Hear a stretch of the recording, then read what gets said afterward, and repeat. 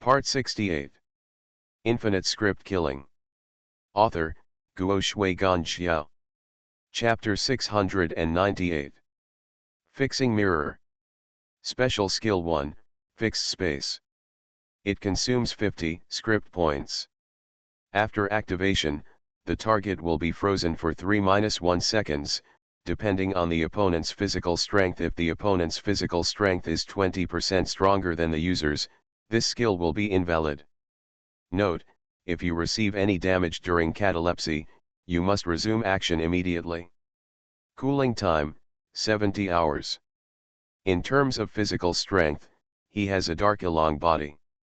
Unless he is an enlightened person, few people at the same level can be stronger than him. The opponent's invincibility should be due to the skill of some special prop. According to the principle of equal exchange, the conditions for activating this skill are extremely harsh. The invincibility time cannot last at all, and can only be invincible for a moment. At this moment, he was immobilized by the space-fixing mirror, which happened to miss the time of invincibility. He could only watch helplessly as Su Tong drew out the pure yang sword again and struck him on the head. Puff! Blood stained the rain at Su Tong's feet, and a human head flew high into the sky. This scene happened too fast. Su Tong was seriously injured with a dagger 1 second, and his head was missing the next second. The battle between top players is all about the slightest difference, especially between players. After all, there are all kinds of strange props, and no one can guarantee who will win until the opponent dies. Su Tong pulled out the dagger in his hand and quickly threw it into the prop book. At the same time, he grabbed the prop book that appeared on the corpse and chose to inherit the prop points without hesitation. Before he had time to look at the specific numbers, waves of sound blades came over like a torrential rain. The sound blade was invisible and had no substance, but it had the power to urge metal and break stone. Even with Su Tong's defense, he did not dare to block it. He simply turned around and rushed straight towards the hiding place of the killers. Come together and kill him. Seeing Su Tong rushing toward him, these killers drew their swords one after another. However, before these killers could rush out, their jaws dropped as the sky was dyed red by the overwhelming red flames. I saw Su Tong's pupils overflowing with bright red blood, and the title skill killing chapter was activated. The rolling demon flames covered his body and turned into black armor, and the Demon King descended. Since it was a head sent to the door, he accepted it unceremoniously. Pyrophilia. Ouch! The roar of the tiger penetrated the sky, and the entire sky was illuminated by red light. Then there was a roar and explosion, and the huge Luoyang city seemed to be shaking. The fire rising in mid-air illuminated the night sky. Outside the city in the western suburbs, everyone was also surprised by the vision in front of them. Monk Yuanbi turned his eyes and was startled, realizing that it was Su Tong who made the move. Lu Ji, how dare you? Monk Yuanbi was really aroused by the unknown fire at this moment. He did not expect that everyone from the Moduo sect was here, and they could still spare their hands to assassinate the Crown Prince Li Zheng. For a moment, the Buddha's anger was stirred in his heart, and the aura on his body spread, making him feel many times more frightened. You moral defenders are always not doing things cleanly. You care about the beginning and the end. You are not as clean as that kid. Lu Ji saw this with a sneer on his face. He crossed his hands and recited the Sutra of Wushan. Suddenly, evil music played, and the surrounding yin and yang were chaotic. The heavenly secret raised his hand and summoned 12 black dragons, turning the world and killing towards the source. Don't move the Ming dynasty. The more Yuan Xiang thought about it, the more annoyed he became. The anger of the Buddha arose in his heart. He became angry and set fire to the Merit Forest. Even the Buddha also had the anger of the Ming dynasty. With this anger, the Buddha's light shone behind Yuan Xiang, and his 5-foot-long golden body unexpectedly, he temporarily broke through to 6 feet. As the saying goes, the devil is as high as 1 foot, and the Tao is as high as 1 foot. The golden body increased by 10 feet, and the Buddha's light on Yuan Xiang's body was 10 times stronger than before. He waved the great demon subduing fist, and his whole body turned into a Buddhist world. The roar of 8 heavenly dragons actually suppressed Lu Ji's monstrous demonic power. And the body of monk Yuanzi transformed into the great mighty King Buddha, surrounded by green dragons and set off by divine phoenixes. He was tall and majestic and could not be looked up at. He just came to kill him domineeringly. With one punch, the sky collapsed and the earth shattered, ghosts cried, and gods howled. Lu Ji couldn't help but his expression changed drastically. He didn't dare to fight hard and could only dodge in confusion.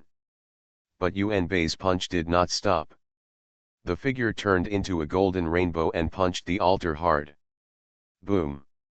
The huge high platform and altar exploded under the fist of monk Yuan Bei. The huge shock wave shook everyone's internal organs, but what everyone never expected was that at the same time, monk Yuan Bei shattered the altar. Instead, dazzling blood poured out from under the high platform. The 4 strange stone statues standing tall at the 4 corners made a sharp and harsh buzzing sound.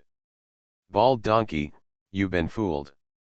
Lu Ji seemed to have been waiting for this moment for a long time.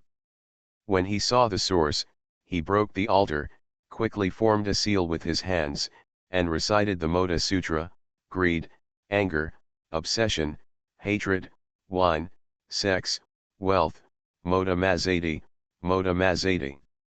Not good. Unzi sensed that something was wrong, but his mind was shaken. His vision flickered, and a big black hand opened from under the altar. The big hand opened, and thousands of enchanting women appeared in the palm of his hand entangled with each other, making lustful moans that shook their flesh and bones. There is also a boundless angry sea, constant killing, corpses floating thousands of miles away, fine wine and delicious food, golden mountains and jade palaces. When Yuan Xiang came back to his senses, he found that he had fallen into the boundless demon kingdom. Ha ha ha ha. Seeing Unzi's figure standing on the ruins, Lu Ji couldn't help but laugh wildly and pointed at the great monk Unzi. Great monk, not everyone can enjoy this opportunity.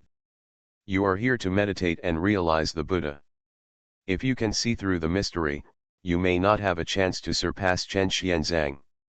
Lu Ji made a big show of going against the will of nature, just to lure the monk on the source side to take the bait, and use the magic of weariness to form a formation with the Moda Sutra to trap him here. As for the Suantan Dharma assembly, I have no intention of obstructing it. Not only will I not obstruct it, I will also participate in it in person. After all, the chess piece Muan has been in the palace for a long time. Seeing the great monk Unzi standing motionless among the ruins, everyone was also shocked by this scene. Who would have thought that Lu Ji could use sorcery to trap Yuan Bei, the great Buddhist protector? Without the backbone of the great monk Yuanzi, Buddhism will be completely defeated. Pull. Seeing that there was nothing they could do, the 2 commanders of the Xinwu Guard decisively withdrew from the battlefield. They were no match for Lu Ji, and staying would only weaken the elite. When Lu Ji saw this, he didn't stop him and even signaled for everyone to let him go. Go quickly. Seeing that something was wrong, Zhao Peng took his junior sister Nai Haitang and wanted to sneak in and leave together. Stop, you killed my 2 brothers and you want to leave. Someone had noticed Zhao Peng early, and the chaos had just begun. This person was actually able to be ruthless and kill indiscriminately, killing everyone. He was also a character. Either don't mess with this kind of person, or beat him to death with a stick, or keep him.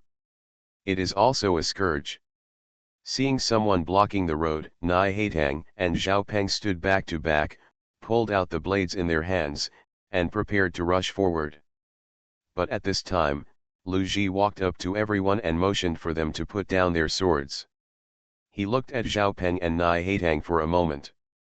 When he saw Zhao Peng's clothes covered with Tianjian and Jianzhen's clothes, he looked melancholy. Gu Peiyuan is good at everything, but he just can't teach his disciples. Hearing this, Zhao Peng's face suddenly turned red. Everyone in Motuo cult also understood the meaning of the sentence and couldn't help laughing. What kind of person is Gu Peiyuan? Even the leader of the church is afraid of his three-point prowess. But now that Gu Peiyuan is gone, there is no one in Hunshan prison who can shoulder the responsibility. A boy who has entered the Taoist realm, his strength can be said to be the first class today, but if he is not the best, how can he exercise the privileges granted by the saint, and how can he have the face to monitor the world's strangers? I'm afraid this boy must have practiced his skills with his wife, otherwise why would he be so unbearable? No, I don't think Gu Peiyuan wanted to pass the position to him at all. Isn't there another one named Zhang Sheng? Could it be that he usurped the position of junior brother and became the supervisor himself? I think it looks like it. Otherwise, when will it be the turn of someone from the Dao realm to take over the position of Hunshan supervisor? If so, can we also sit in this position and go to Longhu Mountain to show off our official power and let Lao Lao Heavenly Master gives us a big gift? The people's ridicule became more and more unpleasant. Zhao Peng's face also turned blue and white. If his virtue is not worthy of his position, he will be harmed. After hearing this, Nai Haitang immediately stepped forward and pointed his sword at the Motuo cult members. Don't talk nonsense, my senior brother will succeed Hunshan Jian Nai. It was appointed by a saint, how can I allow you to make irresponsible remarks here? After saying that, he looked at Lu Ji, your majestic leader, we are not your opponents, but we will not lose the prestige of Hunshan prison. We want to kill or behead you. Even though we have the authentic seal in our hands, why should we speak rudely and defeat you in vain, the majesty of heavenly beings? Color. When everyone in the Mochuo cult heard what this girl said, they applauded in their hearts. She was such a sharp-tongued person. It promoted Lu Ji, but it did not damage the reputation of Hunshan prison. It made them, grasshoppers in the world, feel uncomfortable. Good to argue with her. Lu Ji was stunned for a moment, and then looked at the woman in front of him. That's right, the grudge between me and Gu Peiyuan is not yet in the hands of juniors like you, but... Lu Ji looked sideways at Zhao Peng. Father's debt must be paid by his son, and I won't deceive you. Come here and give me a slap. If you survive the slap, from now on my Motuo cult will never be with your Hunshan prison again. Be against. Good. After Zhao Peng said this, he was about to come forward, but was stopped by Nai Haitang. Why do my supervisors need to take action? I will do it. Nai Haitang stood in front of Zhao Peng. Begonia. Zhao Peng wanted to push him away, but Nai Haitang stood firm and said, now only senior brother is left in Hunshan prison. If anything happens to you, senior brother, there will really be no hope for Hunshan prison. This. Zhao Peng couldn't help but feel confused when he heard this. If he died, who else in Hunshan prison would be able to take on the big responsibility? Take action. Nai Haitang looked determined, not only for the sake of his children's personal relationship, but also for the sake of Hunshan prison. Looking at Nai Haitang's tough eyes, Lu Ji couldn't help but think of that annoying face in the 6 Arts Hall, and he slowly raised his palms while squinting his eyelids. Forget it, just think of it as the mercy of a strong man. Lu Ji finally put down his hand. Killing a little girl was really not interesting to him. If the little girl survived by chance, it would also be a loss of his reputation. It would be a thankless task, so why not just be a favor? Let's go to the Suantan Dharma ceremony. After Lu Ji said that, he led everyone away. Seeing this, everyone in the Mochuo cult couldn't help but cast a look of contempt at Zhao Peng. Humph, you are so timid that you are worse than a girl. Even if you become a heavenly being in the future, what will happen? If you are not just obeying the orders of the court, you are just a 5th grade official. You may not be able to leave a name in the official history until you die. Hearing the mutterings of the Mochuo cult people, Zhao Peng looked paler and paler. He couldn't help but remember that his master Gu Piwen said that he was not very qualified, and if he wanted to become enlightened, he would have to have a great chance. Senior brother, senior brother. At this time, Nai Haitang saw that Zhao Peng lowered his head and said nothing, so he couldn't help but call him, brother, we are safe, the sky has begun to clear up, let's go back to Hunshan prison quickly. Hunshan prison. Zhao Peng raised his head numbly, looked at Nai Haitang with blank eyes, and suddenly showed a cruel look in his eyes. Junior sister, I'm sorry. Puff. Blood dripped onto the ground along the blade of the sword. Zhao Peng looked at Nai Haitang's horrified expression in front of him with a ferocious expression, and indifferently stretched out his hand to push Nai Haitang away. Lu Ji and others turned around and looked at Nai Haitang lying in a pool of blood, and couldn't help but feel surprised. I won't go back. I want to join the religion. My master has placed 36 security objects in Ziwei Palace.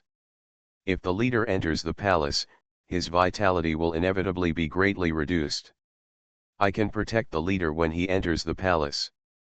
I only ask for your help, leader. I am enlightened. Infinite script killing. Author, Guo Shui Gan Xiao. Chapter 699. Zizi. The pungent burnt smell evaporates in the air and makes you feel nauseous.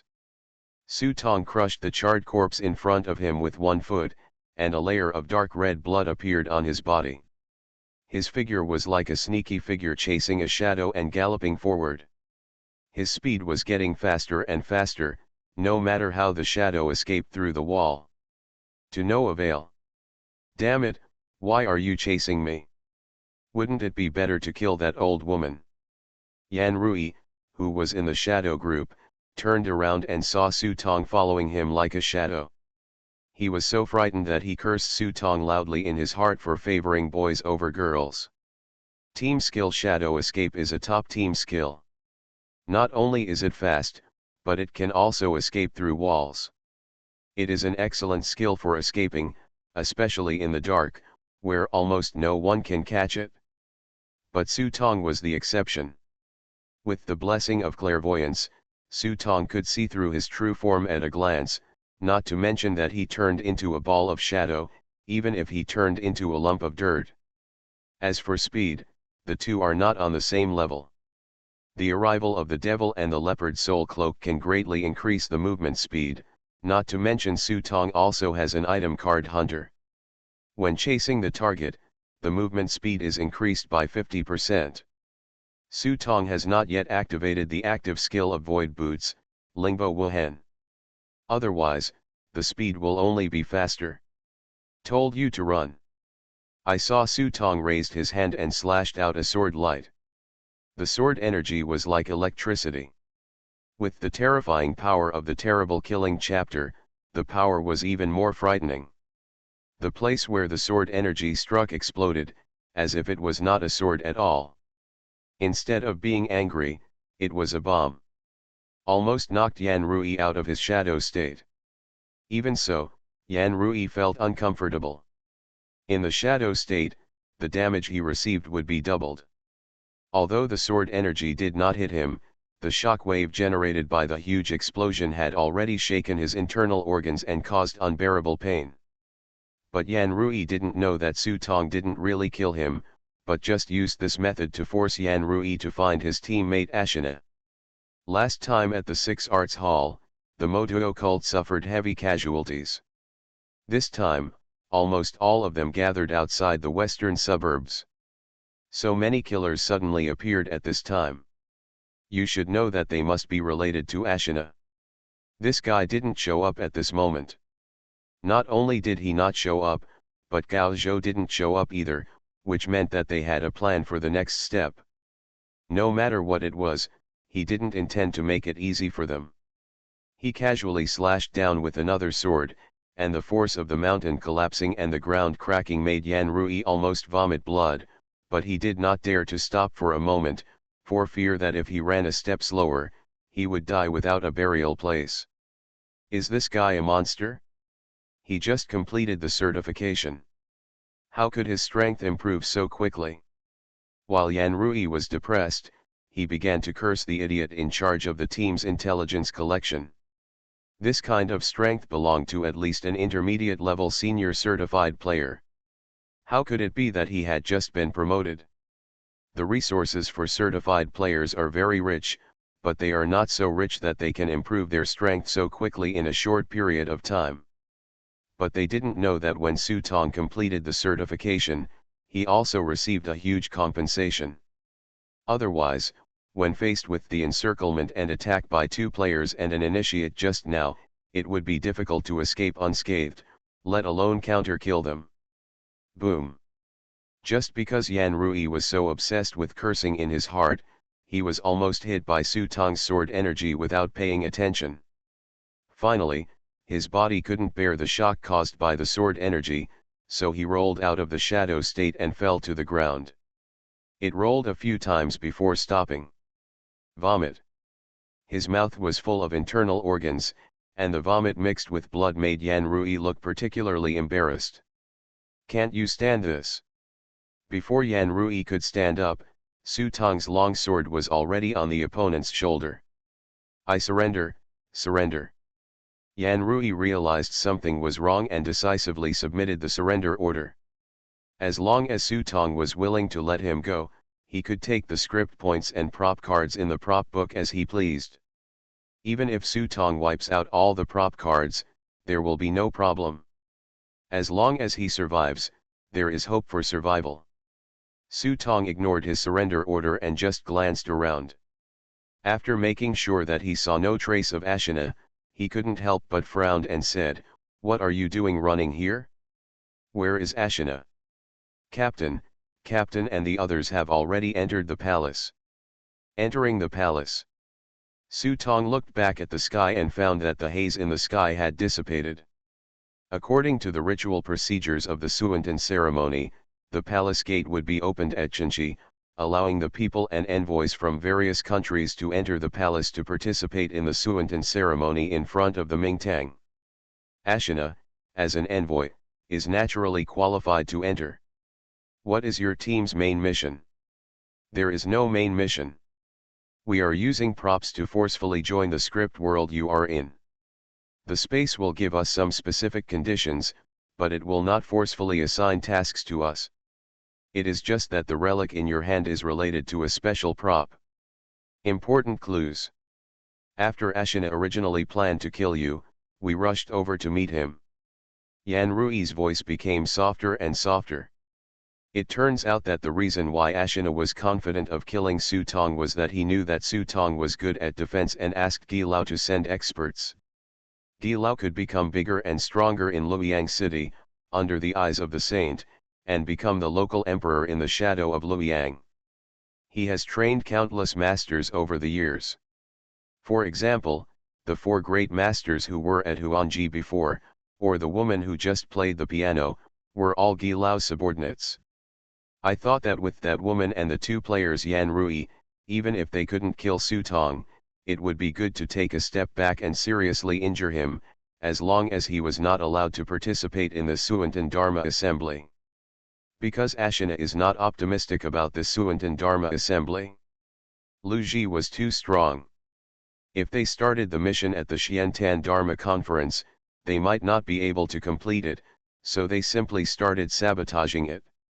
In this way, they can use other script worlds to find ways to use props to reduce difficulty and complete tasks.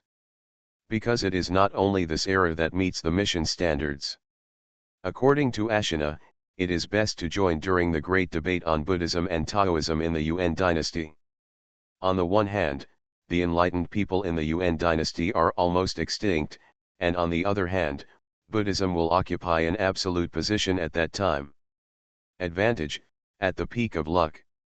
In order to survive, Yan Rui didn't care too much at this time and told Su Tong everything he knew. Among them was the coffin stolen from Su Tong's eye cellar, which had been given to Gi Lao by Ashina. As for whether Gi Lao has opened it or not, it is unknown. Is Lu Ji in contact with you? Su Tong continued to ask. Yan Rui hurriedly objected. Ashina was extremely lucky and had just established a relationship with Gilao not long ago. Lu Ji's people came to Gilao and offered to let Gilao join the Moda section after he took away the luck of Buddhism. He would be in charge of the Moda section from then on. He only needed to lurk peacefully, otherwise the Moda sect would disappear in 100 years. You can take advantage of the situation and replace Buddhism and become popular in the world.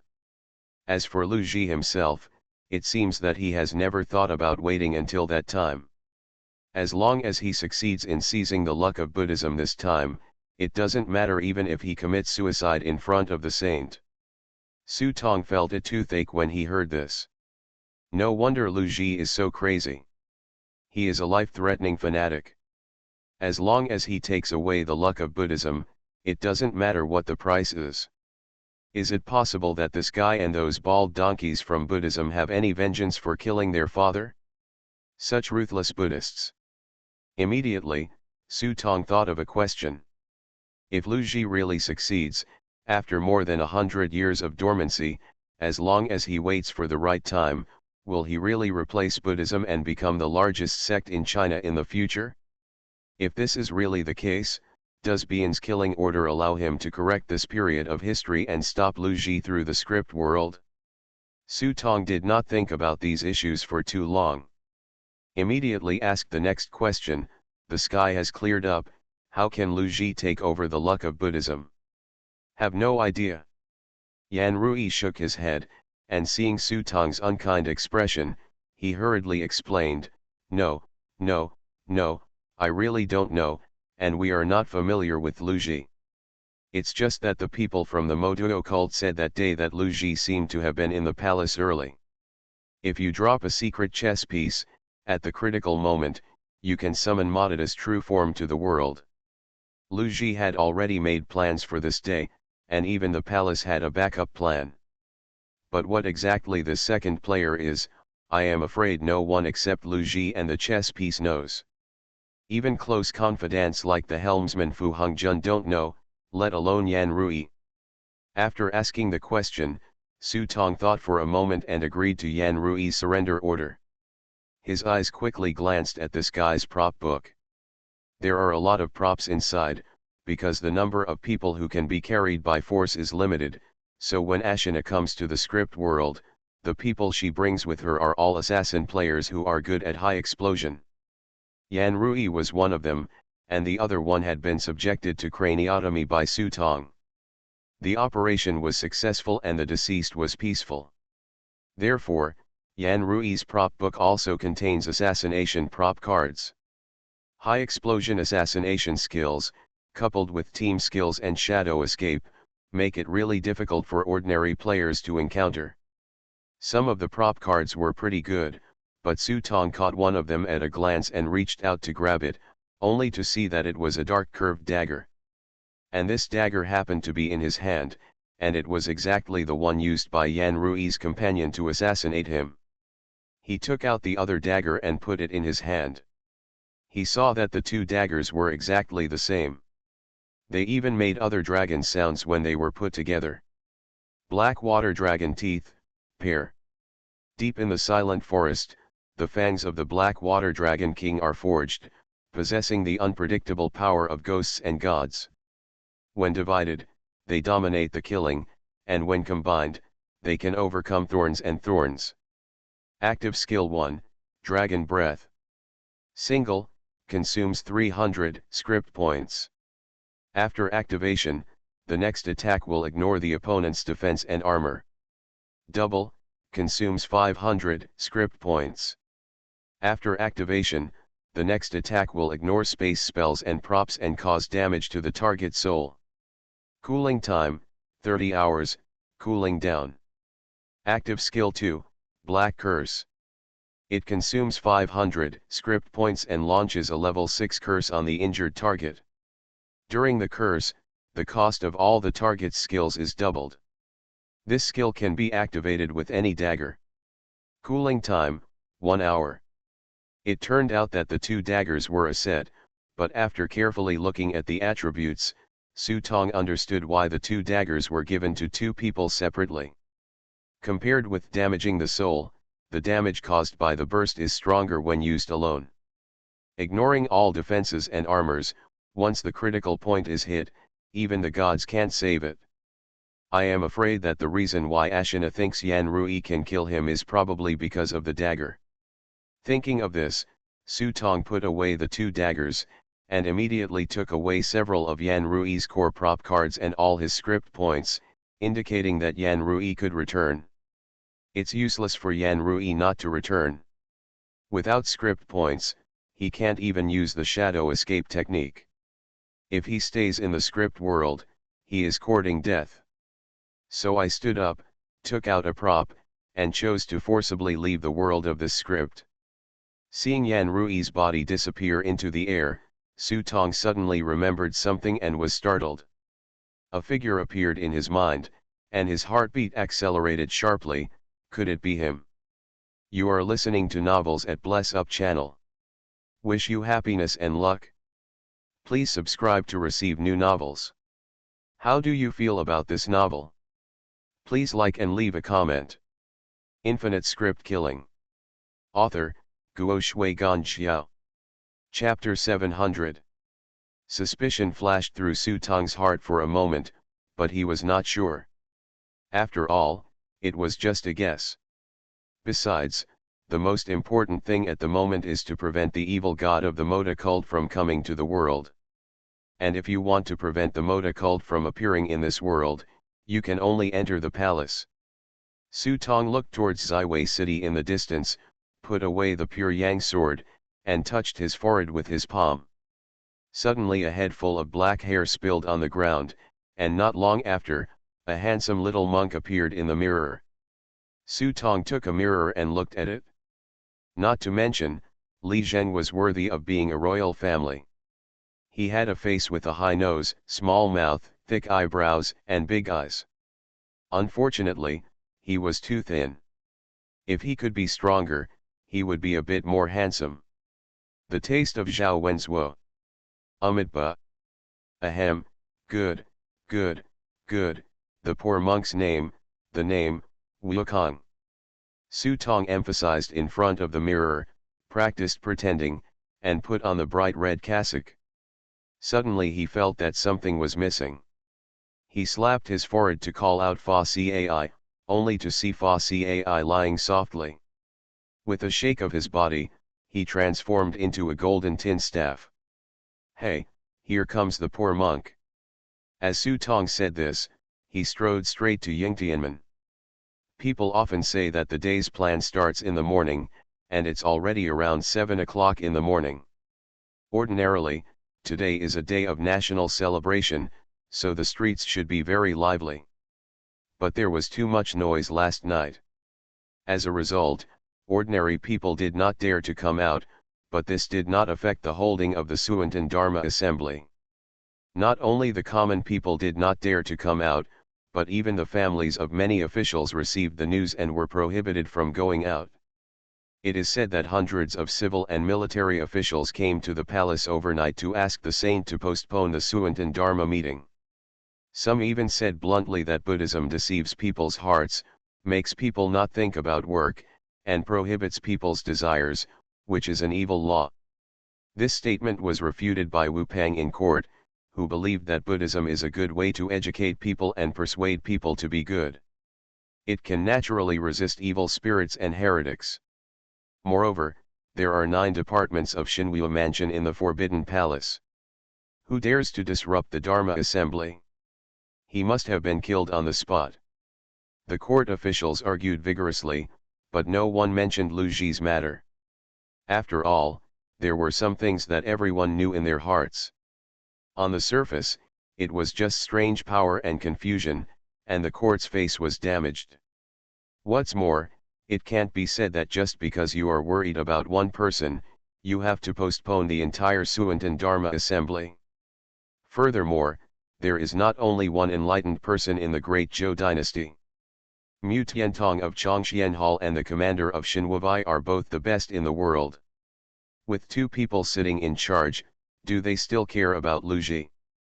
There was a lot of high-spirited talk and endless quarrels, but in the final analysis, What they were arguing about was whether the country would be passed on to the Wu family or returned to the Li family in the future.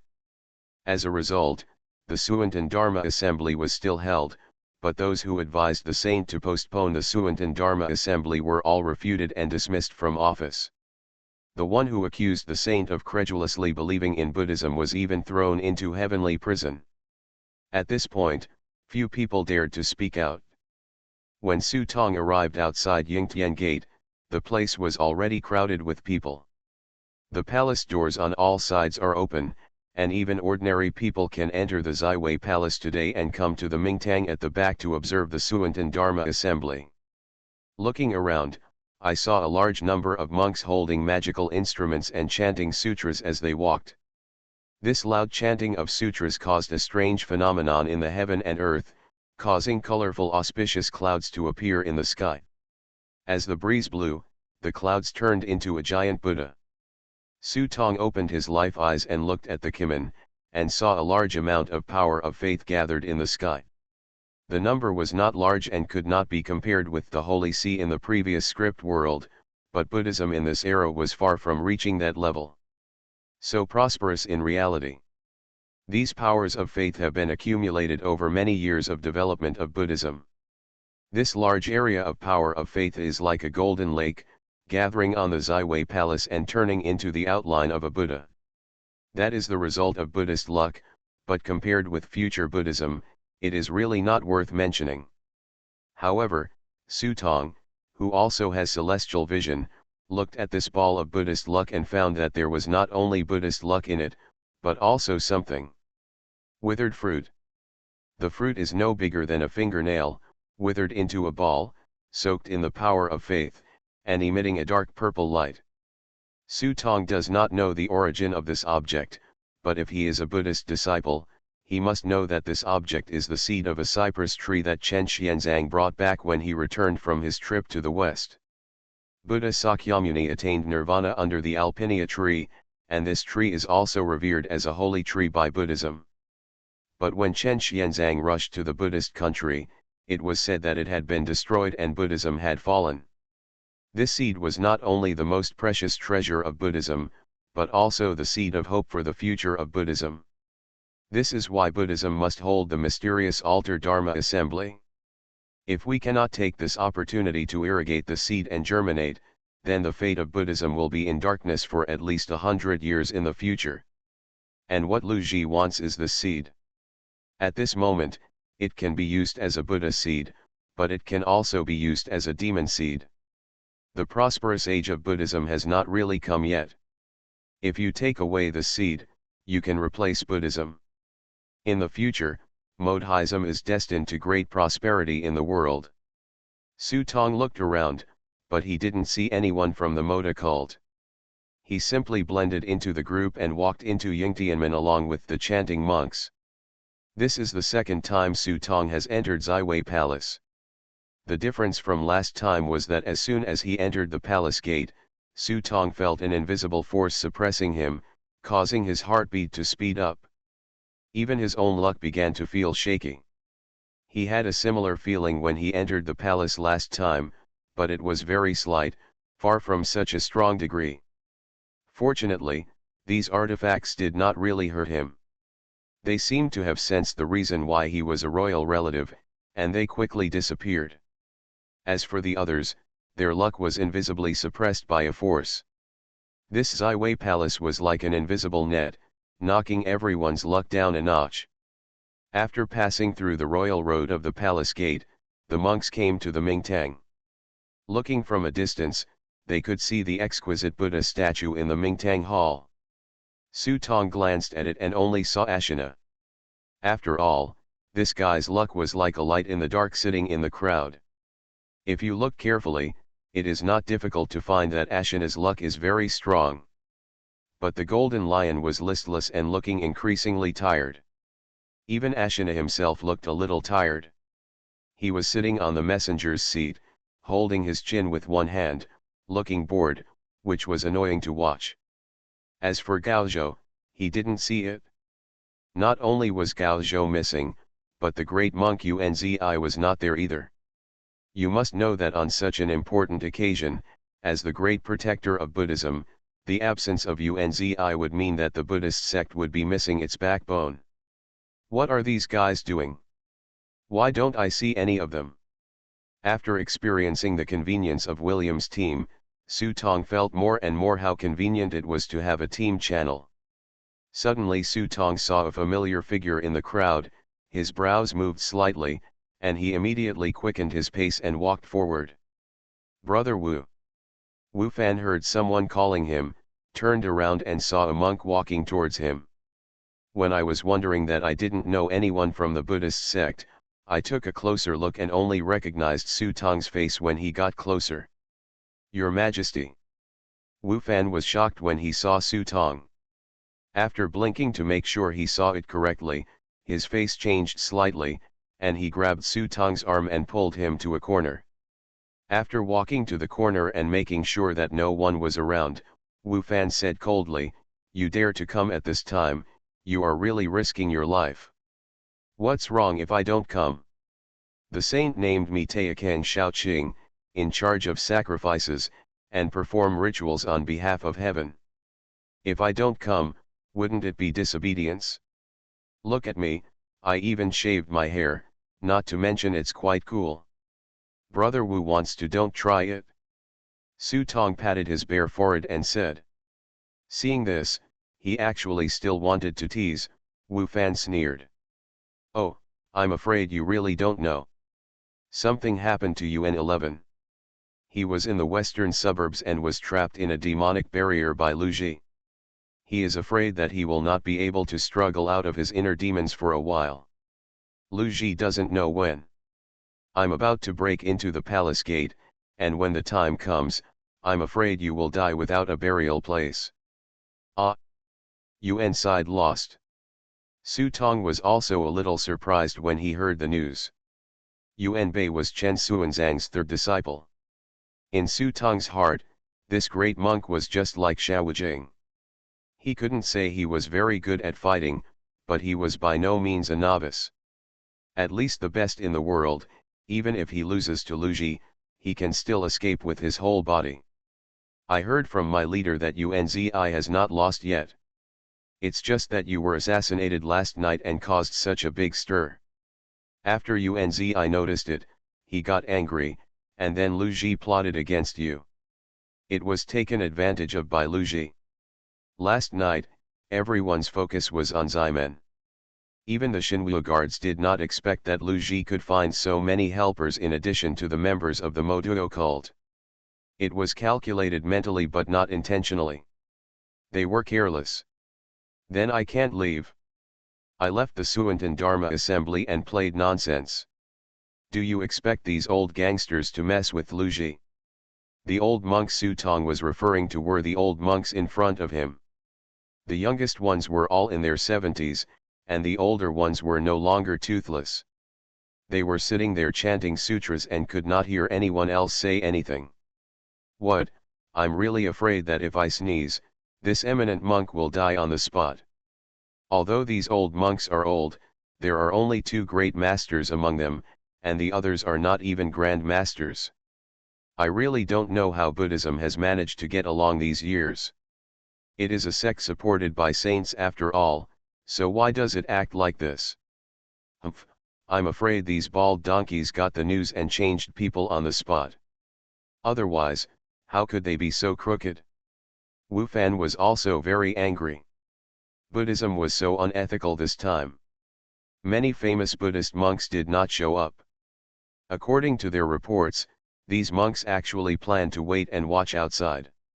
If the situation was not right, they would immediately seal the mountain gate. It was a good name. It is to save the seeds for Buddhism. However, they were still angry, and they still needed to protect the Suantan grand ceremony with all their strength. The 9 divine guards were already in place. If Lu Ji really dared to come, he could never come back. So, the commander-in-chief of the Xinhua guard is also here. Su Tong's mind was slightly moved. The commander of the Xinhua guard had reached the peak of enlightenment 20 years ago. If this person was in charge and the Forbidden Palace was in charge, it might not be easy for Lu Ji if he wanted to force his way in. No. Wu Fan shook his head and said, the commander-in-chief never leaves the saint's side easily. Moreover, the saint only wants the results and not the process, so he will not participate in the Xian Altar Dharma Assembly, but the Chongxian Pavilion Master Mu Tiantong is here. Mu Tiantong. The name Su Tong is very unfamiliar, but there is something about Chongxian Pavilion in Li Zheng's memory. Chongxian Hall was established by Emperor Taizong when he founded the country, and established Taoism as the state religion at that time. Chongxian Hall had the power to take charge of Taoism in the world. According to Wu Fan, the master of the Chongxian Pavilion is probably a Taoist master, but if you ask a Taoist to take care of Buddhist affairs, what's the difference between asking Sun Wukong to be Bai Ma'an? Boom. Before the two of them finished speaking, a long and deep bell rang. When Wu Fan heard the bell, his expression suddenly changed. This guy is really here. The sound of the bell was an alarm, indicating that Lu Ji had entered the palace gate. Su Tong also discovered that the moment the bell rang, the entire town of Ziwei City seemed to be activated. The gods revived and formed a huge divine network covering the huge forbidden palace. Passing through Yingtian Gate, I saw Lu Ji sitting on a strange sedan chair. There were 8 stars from the Motuo sect carrying the sedan chair in front, back and left and right. The sedan chair used to marry the bride. But the strange thing is that Lu Ji was riding on the sedan chair and the palace turned a blind eye. Master, this Yingtian Gate is the first gate in the world. There are 5 phoenix towers on both sides, like a phoenix spreading its wings. There are 3 gates in total, 12 gates. It is a symbol of supremacy in the world. My master has arranged 18 gates here. Object, even if you come in, you have to be a little shorter, and your luck will be knocked down 1 level first. This phoenix sedan is the only exception. If you take this sedan to enter the palace, your luck will not decrease but increase. Zhao Peng walked with the sedan and explained to Lu Ji. Because the emperor's wedding was all about political needs. He wanted to join forces with powerful forces, and he didn't want his concubine's luck to be affected by the town's treasures. This was the only way to enter the Forbidden Palace. If not, you can only enter through the side door, and the impact will be smaller, but your luck will still be affected. It's hard for Zhao Peng to think of this way to destroy these counterfeit objects left by his master Gu Pei Yuan. Very good. You are indeed a disciple of Gu Pei Yuan. It's a pity that the old guy doesn't know how to teach students in accordance with their aptitude. If you let me come, you should have broken through the shackles a few years ago. Lu Ji, who was riding in the sedan, was very satisfied with Zhao Peng's performance. He did not forget to point at Shijin beside him. Look, it has only been a while since Shijin became my disciple, and he is already showing signs of becoming a Taoist. Give him a few more years, and it won't be a problem for him to become a Taoist. Shijin raised the coiled dragon in his hand and bowed his hand to Lu Ji. Thank you, Master, for your cultivation. Hearing this, Zhao Peng couldn't help but feel envious. Lu Ji's voice changed, but you don't have to worry. When I take away the luck of Buddhism, you will be the great protector of my Moda section. With the luck of my Moda sect, I can help you achieve enlightenment. Thank you, Master. Zhao Peng looked ecstatic and hurriedly handed over his hands to Lu Xing again. When the monks along the way saw this, they couldn't help but look frightened and moved out of the way. Stop, Lu Ji, look carefully at where this place is. I really thought you were lawless and no one could deal with you. The Shinwubai raised the blade in his hand and blocked the way. On the tower, 8 commanders in black robes were seen staring at Lu Ji with cold eyes. Except for the absence of the great commander, all 9 commanders of the Shinwu Guard were present. However, when Lu Ji saw this, he pretended to be an official. I came here by invitation. Does your country have the same attitude towards envoys? After saying that, he saw the sedan chair and hung an envoy flag. And it is the envoy flag of the Turks. Ha ha ha, I forgot to tell everyone, this is my Turkic state master. I heard about the grand ceremony and came here to watch the excitement. Ashina stood up, walked down from her seat, and explained to everyone. After saying that, he looked at the commander of the divine military guards on the city gate. The saint has an edict, and envoys from all countries can participate. Do you want to resist the edict? Humph, it's a conspiracy. Luo Hu stared at Luji. When did you become the national advisor of the Turks?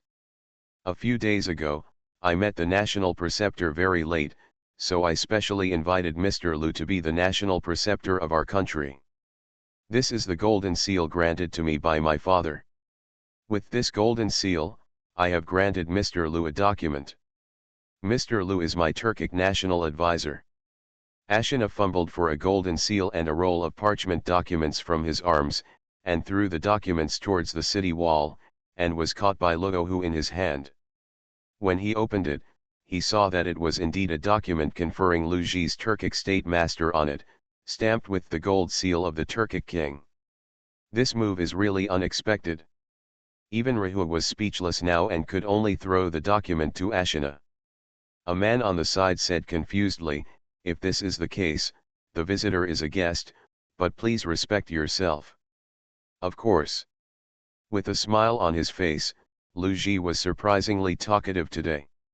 He nodded, got off the sedan chair, walked through the royal road with Ashina, and sat down at the seat of the Turkic envoy. The arrival of Lu Ji made all the Buddhist monks feel like they were facing a formidable enemy. Even the chanting of sutras began to stop intermittently. Some of them even began to think about retreating. At this rate, Lu Ji might not even have to do anything, just sit there, and the Suantan Dharma assembly will be over in no time. Su Tong and Wu Fan stood in the corner and couldn't help but look at each other when they saw this scene. It seemed that they didn't expect that Lu Ji would use Ashina to get himself the title of envoy. If he doesn't attack this time, even the Shinwei guards won't be able to attack him directly. I won't tell you any more. If you really want to swim in this muddy water, I won't stop you. But you'd better think clearly. These bald donkeys in Buddhism are all trying to back down. Are you sure you can stop Lu? And Wu Fan said this and said no more. Lu Ji had already entered the palace and he had to return to his post as soon as possible. As for Li Zheng, in his opinion, it's hard to persuade the damned ghosts with good words. Some people can't be persuaded, and they have to say what they say. If this kid doesn't know good and evil, he deserves to die. When Wu Fan left, Su Tong couldn't help but frown. The situation of Buddhism was so bad. Apart from the saints and the Wu family, they were almost helpless. However, as the backbone of Buddhism, Yuanbian is not there. Facing the powerful Lu Ji, it is inevitable that one will feel like a mantis trying to control the chariot. But Su Tong raised his head, shook the cassock on his body, and looked at the highly anticipated seat in front of the Ming Hall. His eyes became hot. If it's difficult, isn't it interesting? As he rolled his tongue, he heard a click sound coming from between his teeth, as if something had been bitten into pieces. He stirred it in his mouth a few times at will, and then he had a painful look on his face and cursed secretly. Tien is so miserable. It was originally 2 chapters of 6,000 words, but after I finished writing it and read it over, I deleted a large section. There was no time left, so I had to make it into 1 chapter. A part is missing and I will make it up for everyone tomorrow. Infinite Script Killing. Author, Guo Shui Gan Xiao. Chapter 701. Donor Lu, why do you have to be so aggressive? Could it be that you have forgotten that when a hidden dragon comes out of the abyss, does a strong dragon have any regrets? The monks looked at Lu Ji sitting in front of them and couldn't help but look embarrassed. An old monk spoke up and mentioned the prophecy left by ancient Pei Yuan, hoping that Lu Ji would retreat despite the difficulties. The prophecy left by my master may not be accurate.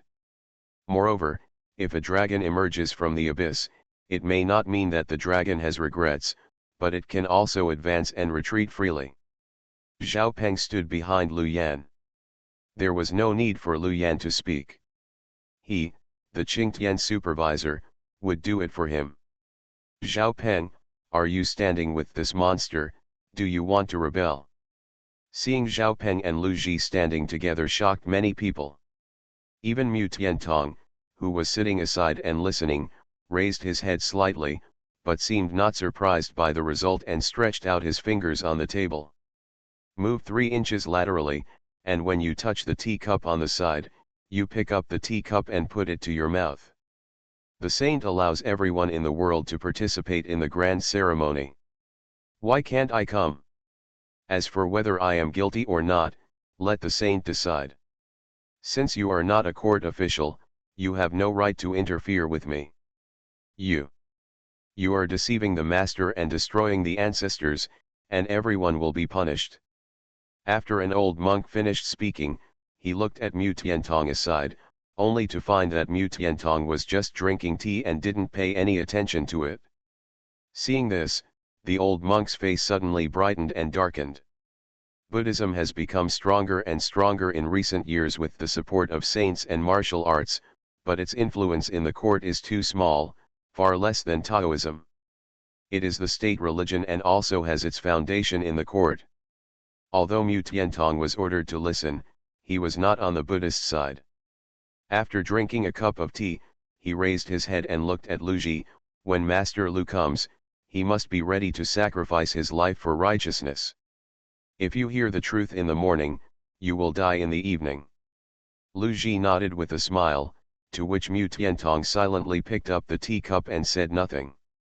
As the saying goes, laymen watch the excitement, while insiders watch the door. The conversation between the two was so mysterious that outsiders could not understand it.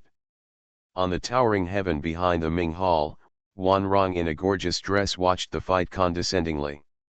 Hearing this from a distance, she couldn't help but sigh. Seeing this, the maid on the side couldn't help but ask, why is Zhao Rong sighing? When Dao 11 is going to die in the morning, Lu Ji has no intention of going back alive. What he wants is the luck of Buddhism. Who can stop such a determined person who is determined to die? Send the order and ask the Shinwei mansion to please come out of the town. If necessary, give the leader a ride. After saying that, she took out a piece of jade from her waist and put it in the hand of the maid. The maid took the piece of jade with both hands, not daring to be careless. She knew that this object was one of the 9 obsidian astrolabe, one of the 3 major artifacts of the imperial court. As for the other 8 sides, they were in the hands of 8 other commanders of the Shinwei guards. After the maid had retreated and summoned the messenger, the Wan Rong girl looked towards the direction of the drum tower in the distance to the east, but for a moment she didn't know what she was thinking about. At this time, the atmosphere in front of the Mingtang was already tense to the extreme. Cold sweat broke out on the foreheads of several old Buddhist monks. They were chanting Buddhist scriptures silently in their hearts, praying for the Buddha to appear and allow Yunbian to break through the predicament as soon as possible and come to support. Why is the first seat in the Buddhist grand ceremony vacant? It could be that there is no one in the Buddhist section. If so, our national master is also proficient in Buddhism. I think it is better to let our national master take the first seat. As soon as Ashina said this, the expressions of all the Buddhist monks suddenly changed. Several elderly monks were so angry that their lips trembled, but they didn't know whether they were angry at Ashina's words or because their own Buddhist sect was full of rats. At the critical moment, no one could shoulder the responsibility alone. Mu Tiantong frowned, put down the teacup in his hand, and was about to speak. Who said there is no one? I'm here. Suddenly, a long roar interrupted Mu Tiantong's thoughts, and attracted everyone's attention. Everyone followed the sound, and all the Buddhist monks in the hall stepped out of the way, revealing a young and handsome monk. Who is this person? A group of Buddhist disciples couldn't help but whisper when they saw the person coming. They didn't know where this person came from, and they looked very strange. Even the old monks sitting on the seats were like this. They faced each other, but no one recognized them. On the contrary, those who were not from the Buddhist sect recognized the person at a glance. It's him.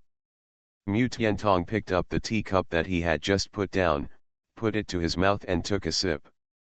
His gauze-covered eyes looked back and forth at Su Tong, and the more he looked at it, the weirder he felt. It turns out to be the prince. I didn't see him last night. I didn't expect that the prince has already become a monk. Is he really going to escape into Buddhism? Ashina stood up with a bright smile on his face. He already had murderous intentions in his heart. What he was most worried about was Su Tong. One of the two teammates quit the script and the other died. This result deeply surprised Ashina. It also made him even more afraid of Su Tong and did not want him to participate in the Suantan Dharma assembly in case he was activated by this kid. Mission, all the efforts will be wasted by then.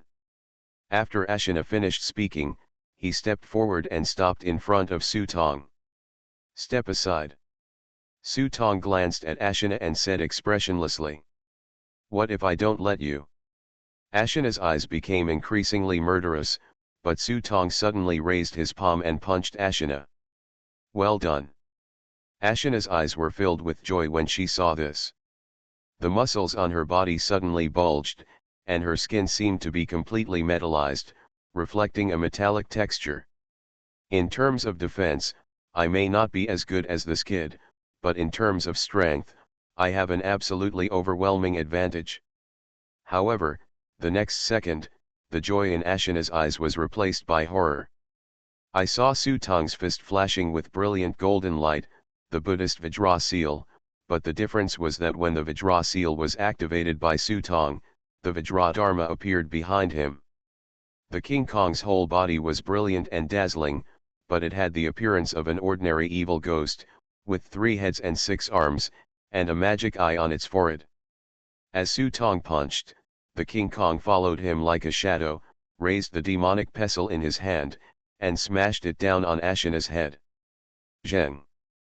There was a sound similar to the collision of swords, and Ashina's body flew upside down like a kite with its string broken. Great God Vajra! All the monks stood up from their chairs and stared at Su Tong in front of them in stunned silence. Those who were shocked were speechless. Buddhism has the theory of Dharma body, Samagakaya, and response body. The Dharma is invisible and is also called Dharmakaya Buddha. It is a magical power that can only be displayed when one has reached a certain level of the realm of Buddhism. Just like the great protector Yuan Xiang, who has a 5-foot golden body, he is enough to overwhelm the heroes. The powerful Vajra behind the Crown Prince is also the Dharmakaya. At the beginning of the Diamond Sutra, there are 8 Vajras, and no one will admit this. But, why is it the Vajra Dharma? A group of monks were puzzled. Although the Dharma was invisible, it still had high and low levels. As long as you study the Dharma to a certain extent, the Dharma will be understood by your own Dharma and correspond to the Buddhas and Bodhisattvas. As an entry-level scripture, few people can study the Diamond Sutra to such an extent. Just like studying a pistol, it is not as powerful as a Gatling. Facing the horrified eyes of everyone, Su Tong wiped the blood from his fists with his cassock expressionlessly, and looked at Ashina, who fell to the ground with contempt. If you don't get out of the way, I will beat you until you get out of the way. Ashina has never suffered such humiliation. Although he is a player, the world of his script is not a house. He has walked all the way, with a golden sword and an iron horse. He dare not call him a hero, but he can still be called a lord. When he heard this, his eyes filled with anger. Pentium jumped up from the ground and planned to fight Su Tong desperately. But just as he was about to take action, a palm landed lightly on Ashina's shoulder. The seemingly weightless hand made Ashina unable to move. Looking up, he found that the person who took action was Lu Ji. Don't do it, you are no match for him. Lu Ji squinted at Su Tong. Although he didn't know why this boy's strength improved so quickly, since he could summon the magic power, he had reached the Taoist realm, but Lu Ji felt strange in this place. This kid only had one Taoist fruit, and he was still far away from reaching the Taoist realm. In terms of realm, he was not as good as Zhao Peng. Although he felt strange in his heart, Lu Ji was not in a hurry and pulled Ashina to sit down again. Before he could do anything, he didn't believe how long this kid could hold on. As Taikang Shaoqing, I have come here with orders to salute on behalf of heaven. I am sitting at the top of the table. Do you have any objections? Although he is wearing a cassock, his official authority is not diminished at all. The words were like thunder and lightning, which made all the monks present feel excited. They looked at the young monk and felt as if they had a stronghold in their hearts. Amitabha, your son was born with the body of a Buddha, and received the inheritance of the great protector. He performed homage on behalf of heaven according to the holy edict, and he should be honored as the first one. We have absolutely no objection. Several old monks finally came to their senses this time and recognized Su Tong. Even if they didn't recognize him, they knew the name of the Crown Prince Li Zheng. After all, Su Tong's 3 poems were widely spread and had a profound influence. Su Tong shook his cassock, held a tin staff, and sat directly on the first seat. But as soon as he sat down, he heard a faint laugh. The way of heaven has been damaged and there is more to make up for. If the prince tries to improve his cultivation like this, I'm afraid his life will be at risk. Su Tong followed the sound and saw an old man sitting on the side table, his eyes covered with a ribbon, holding a teacup and slowly drinking tea one mouthful at a time. This person was wearing a Taoist robe. Although his eyes were covered, he was not blind.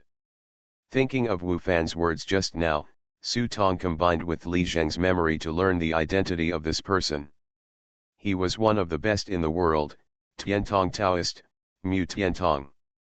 It is said that this man was born with divine eyes, so no wonder he could tell at a glance that he had taken drugs. Just now, didn't Master Lu say that he can die if he hears deoxy in the morning? If he can die, so can I. If I'm afraid of death, I won't come. Su Tong didn't have the ability to transmit secret messages, so everyone could hear what he said. They all showed strange looks in their eyes for a moment, and then they focused on Mu Tiantong. Several old Buddhist monks had long been unhappy with Mu Tiantong. When they heard this, they secretly cursed Mu Tiantong's 18th generation ancestor. You didn't even fart just now, and now you start to pry off the foundation of my house. You can't pull off the bias like this. Mu Tiantong noticed the unkind looks from around him, but he didn't care at all and just drank tea. Seeing this, Lu Ji thought for a moment, then put the teacup to his lips and took a sip. However, his eyes never moved away from Su Tong. For a moment, he suddenly raised his eyebrows slightly, as if he understood something. That's it, Your Majesty, it's a good idea, it's just about how long you can last like this. Others who heard this were naturally confused. Su Tong glanced at Mu Tiantong and saw that Mu Tiantong was still drinking tea from a teacup, as if it had nothing to do with me. You old man, I'm going to burn down your Chongqian Hall sooner or later. Then he looked back at Lu Ji, clasping his hands flat on his chest.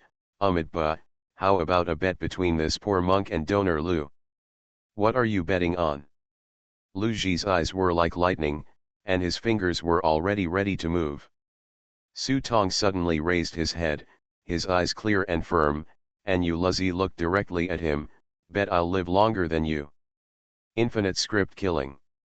Author, Guo Shui Gan Xiao. Chapter 702. Lu Ji couldn't help being startled when he heard this, and then burst out laughing. Ha ha ha ha. Not only Lu Ji was laughing, but Ashina and others were also laughing. Even the envoys from India, Rome, Tibet, etc. were laughing. Everyone could see that Lu Ji's strength was not comparable to that of ordinary people. What's more, everyone was discerning, and it was obvious that Mu Tiantong was completely biased. Maybe in the next second, Lu Ji would take action and take Su Tong's life. How could he survive Lu Ji? That's not necessarily the case. While everyone was laughing, someone suddenly interrupted their laughter. I saw Luo Hu walking out of the bright hall with a group of divine guards, standing not far away, standing there quietly, with no intention of stepping forward or leaving. Ding ding ding ding ding. With the crisp sound of chains clashing behind Luo Hu, everyone's eyes were instantly attracted to a strange box. Sage, you are so partial. Mu Tiantong tilted his head and glanced sideways, shaking his head secretly. A dark wooden box, covered with dense talismans, was carried to Luo Hu's side amid the laborious footsteps of 4 divine guards. Luo Hu stretched out his remaining left hand and twisted the mechanism on the box. With the sound of gears turning click, click, click. Coming from the box slowly opened, and an ancient bronze sword appeared in front of everyone. National Sword Tianq. Zhao Peng looked at the sword, his heart agitated. When he was in Yuyang, Luo Hu relied on this sword to open the sky with one sword, giving his master Gu Peiyuan the opportunity to make a prophecy. It's a pity that Zhao Peng was far away at the time and did not see the true form of the sword. Now that he has seen it with his own eyes, it is inevitable that he will be shocked. Sure enough, even Lu Ji's expression became serious when he saw the sword, but he still asked Luo Hu, pretending to be relaxed. Luo Hu, last time you used your sword to open the sky, but you lost your right hand. Could it be that you still want to lose your left hand? The national sword Tianq was forged by the master Zhang Yaju when the saint was casting the Juding. He used the corners of the Juding to forge it. The most important weapon of the country, a magical weapon that no mortal can grasp. Luo Hu's last sword strike turned his entire arm into charcoal and shattered into charcoal slag at the slightest touch. You can imagine how domineering this sword is. With Luo Hu's strength, if he swung one more time, he might not only lose his other arm, but he might also have to lie in bed for the rest of his life. Faced with Lu Ji's teasing, Luo Hu stroked his thick beard with one hand. A person's whole life and a spring of grass are nothing more than to make him happy. After having fun, I am lying in bed with a beautiful woman in my arms. I don't have to worry about food and drink, and I can retire and return to my hometown. What a great job! Luo Hu's words inevitably gave Buddhism hope. There was a flash of confusion in Lu Ji's eyes, and it was not Luo Hu and the artifact Tianq that was entangled. Although Tianq is a divine weapon, it is not an ordinary soldier after all. Luo Hu can only use one sword to kill him, otherwise Luo Hu should have used this sword to kill him in Yuyang City. But although this sword cannot kill him, it does not mean that there is no threat. After all, it is a magic weapon. If he and Li Zheng are competing for luck, and Luo Hu suddenly draws his sword, it will be enough to cut off his luck. In the midst of the struggle, Su Tong suddenly coughed uncontrollably and blood flowed out of his nose. Seeing this, Lu Ji raised his eyebrows, looked at the time, and simply sat down. Okay, if the prince is willing to bet, I will bet with you. Let's take a gamble and see how long you can last. Su Tong wiped away the nosebleed and took a deep breath. I also want to see how long I can last. The two of them were silent for a while. When several old monks saw this, they immediately led their disciples into meditation, recited Buddhist scriptures, and started the Suantan ceremony. The sound of chanting sutras and the knocking of wooden fish bells combined to form the unique sound of Zen singing in Buddhism. Zen singing aroused the power of Buddhist belief, and the sound of Zen singing gradually ignited in mid-air. Whirring whirring. Under the sound of rough breathing, I saw a person on the street running away in embarrassment with his head lowered. Occasionally, a pedestrian stood in front of him, but he pushed him away, causing constant cursing throughout the street. As the man ran, he looked back from time to time. He was holding a package tightly in his arms, and he didn't know what was inside, which made him so nervous.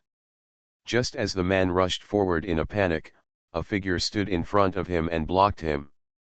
He instinctively wanted to push the man away, but as a result, he pushed forward, as if he had hit a city wall. The other party didn't even move his heels, but he was knocked to the ground. Yuan Shushi, Gilao has been waiting for you for a long time, come with us. Before Yuan Shushi could get up from the ground, his vision went dark, and a cloth bag was put over his head. Then a big hand lifted it up like a chicken, put it on his shoulder, and left. Seeing this, the people around them chose to ignore it. This is Jinxi Yufang. Who doesn't know the name of Gilao? Even if he doesn't know it, looking at those burly men, he knows that he is not someone he can afford to offend. It is better to do less than to do more. No one dares to ask for trouble. Not long after, with the sound of the piano, Yuan Shushi was thrown to the ground and had a cordial contact with the wet soil. Gilao, people are here. Yuan Shushi heard someone reporting in his ears, and the cloth bag on his head was opened. As soon as he opened his eyes, he saw a black coffin placed in front of him. Dion. Seeing the coffin, Yuan Shushi was stunned for a moment, but soon realized the origin of the coffin. He looked around and saw 6 or 7 strong men staring at him eagerly in the dim room. Yuan Shushi, your leader said that from now on, I will be the leader of the Motuo section, but I sent people to find you, but you want to quit the religion. In the shadow, a dark face was gradually exposed to the faint light. Under the dim light of his thin face, his facial features could not be clearly seen, but his teeth, which looked like a row of human bones, were impressive. Gilao let go of the woman playing the piano in his arms and stared at Yuan Shushi with cold eyes. Gilao, the leader, and I have made an agreement a long time ago. I will help him this time and withdraw from the Motuo cult. He has promised me a long time ago. Yuan Shushi wanted to stand up, but the man beside him pinned him down in the mud again. The man on the side reached out and snatched the package from his arms. No, that's mine. Seeing the things being taken away, Yuan Shushi immediately started struggling desperately. As a result, he was kicked to the ground and curled up into a ball, clutching his chest. The package was placed in Gilao's hand. Gilao stretched out his slender fingernails and gently opened the package. After looking at the banknotes and a piece of wood inside, he raised his head and walked to Yuan Shushi with his hands behind his back. That's what Lu Ji promised you, not me. The girls under my command all have a rule. If they want to redeem themselves, they can, but they must leave behind their livelihood, for example. Gilao looked at Yuan Shushi's hands with a ferocious expression on his face. These are wonderful hands. When Yuan Shushi heard that he was about to lose his hand, he immediately panicked. Let's ask if that craftsman doesn't cherish his hands. Without his hands, he, the great master, would be completely disabled. Seeing Yuan Shushi's panicked expression, Gilao was very happy. At this time, the man standing aside said, but I can also give you a chance to open this coffin. As long as you open the coffin, this matter will be forgotten, but you will still stay in the Motuo cult from now on and work for the Motuo cult. The Tuo sect carves statues of gods. If you live as a person of the Motu sect, you will die as a ghost of the Motu sect. Coffin. Yuan Shushi was stunned for a moment, looked up at the coffin, got up from the ground, walked to the coffin, tried to push it gently, and found that the coffin was not moving at all. Gilao. At this time, someone walked in from outside the door. When he saw Yuan Shushi, he couldn't help but was stunned for a moment. After a flash of surprise in his eyes, he quickly covered it up and walked to Gilao's side. Gilao, a few people are coming outside, saying that the disciples of the Motuo sect came here to seek refuge with the Gilao. When Gilao heard Gao Zhou's words, although he concealed them well, his eyes still showed a bit of pride. If Lu Ji can succeed, he will inherit the luck that Moda taught from Buddhism, and his descendants will become epoch-making powerful men. These are what Gilao wants to see. After all, Even the king of darkness who lives in the mud would not want his descendants to be trapped in this dirty and rotten garbage dump forever. Moreover, by absorbing the Mode cult, one's own power will be further strengthened to make up for the manpower lost last night. So he nodded to Gao Zhou calmly. Not long after, Gao Zhou came in with a group of people. Gao Zhou didn't need to say anything. These people quickly knelt down and paid homage to the Gilao who was sitting on the chair in front of them.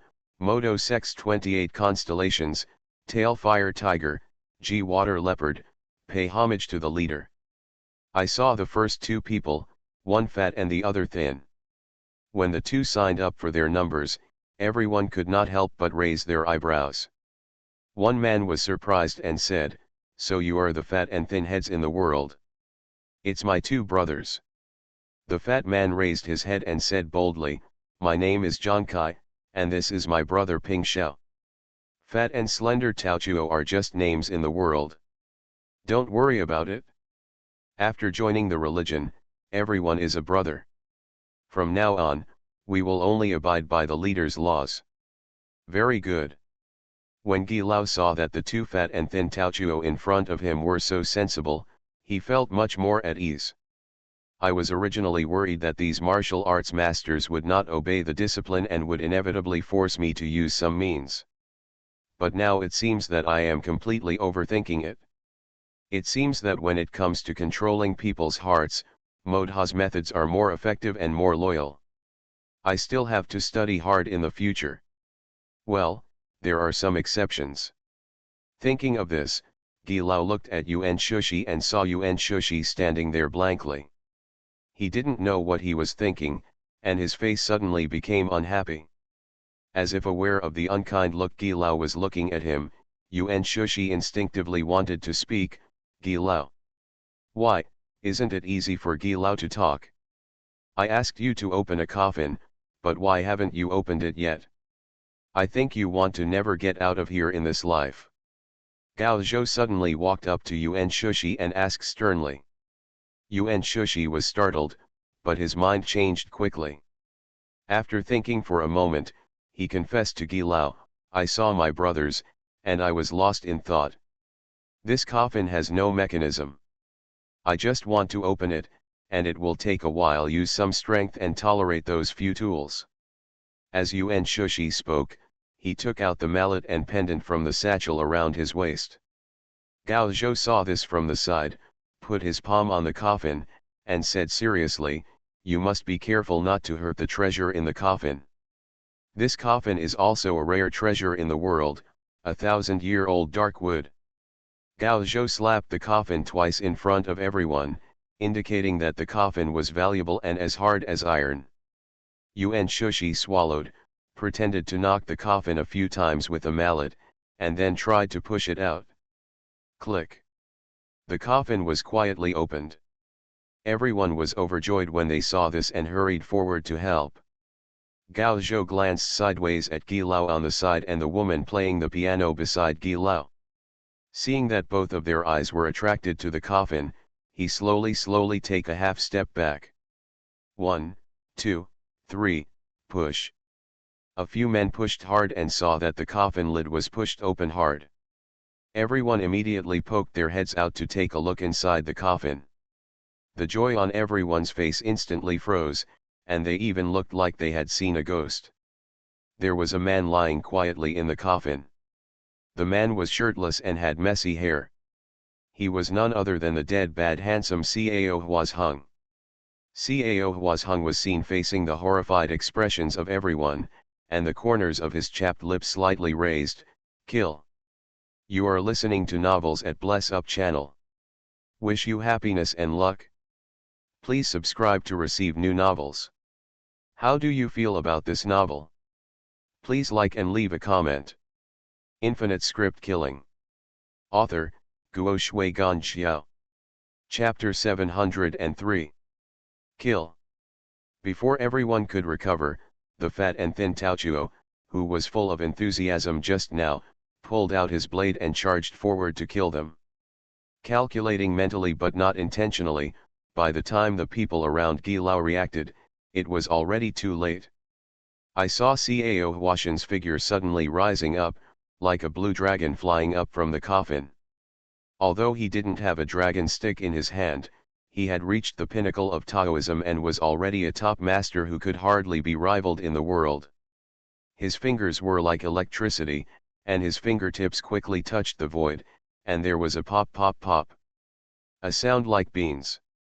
The bodies of several strong men gathered in front of the coffin suddenly stiffened in place, and their heads were all pointed by Cao Huasheng. The shot penetrated hard and killed him on the spot. Blood gurgled out. As for the rest of them, before they could resist, they were already struck with blades and chopped to the ground in an instant. The scene was horrifying and bloody. Ah! Seeing this scene, the slack muscles on Gi Lao's face trembled, and he stared at one person with red eyes. It was Gao Zhou, who was working under his account. Traitor! Cao Huasheng was obviously dead, but now he was alive again. Not only was he alive, he was personally robbed into his base camp. Even the Motuo followers who pretended to surrender were also fake. With Gi Lao's extreme intelligence, he immediately understood that all this must have been done by the traitor Gao Zhou. Sorry, I am a bad person. Gao Zhou took out 2 jade pendants as authentication scripts. Gao Zhou entered the world of the script with a very special identity. He appeared as a war dead. A person who should have died in the war quietly came back to life, but instead there is no memory of identity. It wasn't until I got these 2 jade pendants that I remembered that the owner of this identity turned out to be a bad person, and it was his mission to kill the gangster. The reversal of identity made Gao Zhou unexpected, but he became like a fish in water. The difficulty of my certification task is how to eliminate the Gi Lao. The terrain of this shanty town is complex, and it has been managed by Gi Lao for many years, turning it into a world full of mobs. Gi Lao plays a godfather-like figure in it and has won the hearts of the people. If you try to lure bad people in, you're afraid it will backfire. As far as he knew, Gi Lao was a wanted criminal by the court, but for so many years, many people knew he was here, but no one touched him. This was because he was behind the secrets and interests of many officials in the court. Even the current military prime minister can collect nearly 100,000 silver from Gi Lao every year. By then, I'm afraid that if the bad guys haven't gotten in yet, I don't know how many officials will step forward to obstruct them. This kind of thing is by no means a figment of imagination, but has already happened before. Otherwise, why would Gi Lao huddle in this dark corner and refuse to step out? However, this difficulty turned around because of the appearance of Ashina. Because Ashina accidentally brokered a 3-party alliance with Lu Ji and Ashina. He even kidnapped the bad guy directly. Maybe they never dreamed that the bad handsome Cao Huasheng was not dead, but was stuffed into the coffin by Su Tong. After all, this was a bad handsome man, and Su Tong didn't want to bear this crime. So I can only aggrieve him. This is why Su Tong comforted Guo Yi when he heard that Ashina and others had robbed the coffin, saying that there was a hot potato inside. What's even more interesting is that after using the jade pendant as a token, he summoned the bad guy and asked him to pretend to be a member of the Moduo cult, but Gi Lao didn't even suspect it at all. This time he was killed, so he was caught off guard and couldn't even escape. All this happened so cleverly and so smoothly that Gao Zhou couldn't believe it. Thinking of the tacit look in the girl's eyes when he was choosing his identity mask, Gao Zhou exclaimed in his heart, "I praise the girl at the front desk. Wait until we get back, make sure the boss is cleaned and laid on the bed." Facing Gi Lao's angry gaze, Gao Zhou was not in the mood to chat or joke with him. Corpse aura billowed out of his body and he rushed towards Gi Lao. Buzz. However, a sudden sound of the piano turned into a huge sonic boom, which suddenly exploded in the room. The huge sonic boom directly shattered the mess, and both the bad guys and the gangsters' men were completely caught off guard and sent flying out. It's the woman playing the piano next to Gi Lao. The woman put her hands on the strings and plucked the strings quickly with her fingers. Although the harsh sound of the piano was not as deafening as a thunderbolt from the blue, it was sharp and harsh, like countless small swords piercing her head. People who are not very strong suddenly faint when they hear the sound of the piano. Even Gao Zhou, who completely transformed into a corpse and transformed into a flying yaksha, was given a splitting headache by the sound of the piano. This woman is the Gilao's biggest trump card. She has a life-threatening magic harp in her hand, which can control the world's evil practices and internal skills. If Gao Zhou wanted to kill the Gilao alone, he would probably die in the face of the woman. But there happened to be another bad handsome man today, Cao Huazheng. Everyone knows that Cao Huazheng has a coiled dragon stick given by the saint himself, but few people know that Cao Huazheng's origin is also extraordinary. Seeing the woman stroking the strings and playing the sound of killing, Cao Huazheng held his arms in his arms and raised his chi. 3 flawless white Tao fruits appeared behind him. He could only hear him silently reciting in his heart, "The sound is loud, the elephant is invisible, upbraid." There was a loud shout, but no sound was heard, but everyone's heartbeats accelerated suddenly, as if there was a thunder in their hearts, shaking their heartstrings. It actually uses the heart as the string and the Tao as the sound. The sound of the word is the first sound of the beginning of chaos in the world. Immediately, the guqin in the woman's hand exploded, and the skin and flesh on the slender, white fingertips were torn apart, revealing the dense white bones. A woman enters Taoism with the harp, and her harp skills are already unparalleled in the world. However, it is precisely because of the harp that she enters the Taoism. If she loses the harp, she loses the ability to fight again. Cao Huazheng's silhouette was like a rainbow. As he passed by his subordinates, he grabbed the sword and flew towards him, sealing his throat with the sword. In an instant, the whole world suddenly became quiet. The woman's pupils tightened, she looked at the slovenly man in front of her, and opened her mouth, "You are his apprentice." As the words fell, a red line gradually became dazzling on the woman's thin white neck. Puff!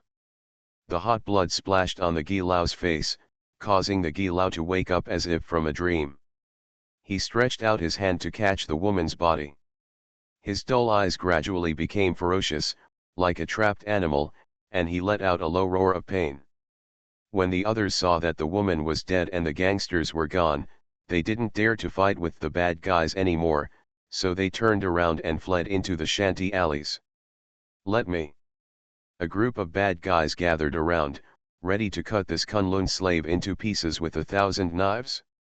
So many bad people have died at the hands of Gilao over the years, and now they are finally getting revenge. Etc. However, Cao Huazheng stopped everyone and looked at Gilao. "It's really admirable that you can step from a Kunlun slave to today. I can let you leave Luoyang city alive, but there is one thing you have to hand over." Handsome. Everyone looked at Cao Huazheng in confusion. But under Cao Huazheng's gaze, no one dared to have an opinion. Seeing the tree fell and the hosen scattered, there was no anger on Gilao's face, only numbness. However, after hearing Cao Huazheng's words, Gilao's bloodshot eyes showed a hint of ferocity, and one hand went deep into his arms, as if he was groping for something. "Commander, be careful." Upon seeing this, everyone hurriedly protected Cao Huazheng, and saw Gilao slowly taking out a black account book from his arms and throwing it on the ground. Gao Zhou picked it up and took a look. It was full of dense bill records. He, take it. It's worth it to have hundreds of officials buried with me on New Year's Day. Ha ha ha, it's worth it, ha ha ha. Gilao's wild laughter made everyone's scalp numb. At this time, Gilao took out a fire stick from his sleeve, opened it, blew on it gently, looked at the flames coming out of the fire stick, and threw it casually, lighting up the hay on the side. This scene was something that no one expected. Seeing the fire instantly ignited along the hut, everyone immediately kept retreating. They watched helplessly as the man who once had arms and eyes were buried in the sea of fire together with the woman's body. Their expressions were complicated for a moment, both pleasure and grudges. One can't help but feel sad at the scene of this hero's end. Pity. Gao Zhou looked at the growing flames and couldn't help but shook his head with regret. A hero of a generation, dying in such a way is considered heroic, and there is nothing to regret. Cao Huazheng stared at the sea of fire and said. Gao Zhou remained silent on the sidelines. He couldn't tell Cao Huazheng that I felt sorry for that old helper in Gilao because I felt sorry for the loss of a beautiful corpse. Give me. At this time, Cao Huazheng stretched out his hand to Gao Zhou, and Gao Zhou handed him the account book still in his hand. Cao Huazheng flipped through it casually, and his expression changed greatly. Gao Zhou didn't know the stakes of this account book, but Cao Huazheng knew it. He just took a quick glance at it, and he felt frightened just by the names he saw. The lists of officials from 3 provinces, 6 ministries, and 24 departments are all included.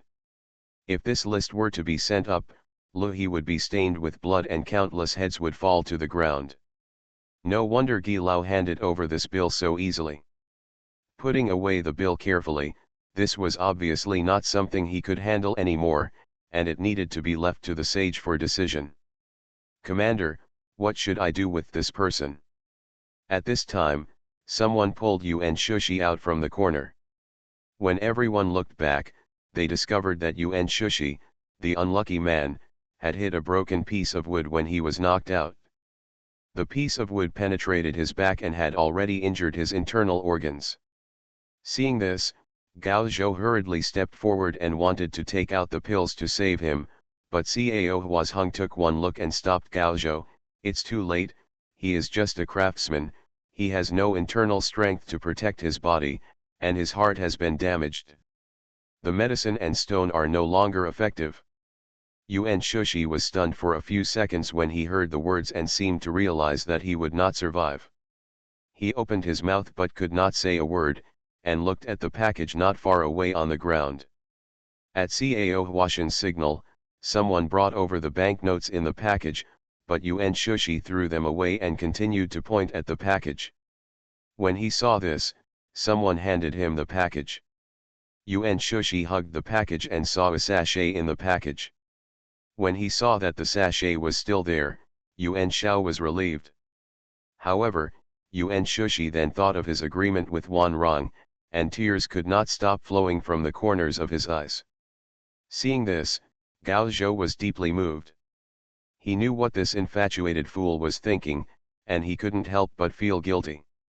If Ashina hadn't moved the coffin here, and if he hadn't secretly sealed the coffin with a silver needle for fear that Cao Huazheng would be discovered in advance, the result might have been different. Thinking of the lonely soul clinging to the drum tower, Gao Zhou felt a little tormented in his heart. I can help you. For a moment, Gao Zhou seemed to have thought of something. After making some determination, he knelt down and looked at Yuan Shushi. I can help you. Although I can't save you, I can make you immortal for the time being. But the cost is very high. If there is one day you regret it, and the price is that your soul will be expelled from the reincarnation, are you still willing? Yuan Shushi looked at Gao Zhou. At this moment, he had no strength to speak and could only blink heavily. Seeing this, Gao Zhou didn't waste any time, opened his mouth to reveal his sharp fangs, and bit Yuan Shushi's throat. Wa, Po, Su, Tuo. Derma.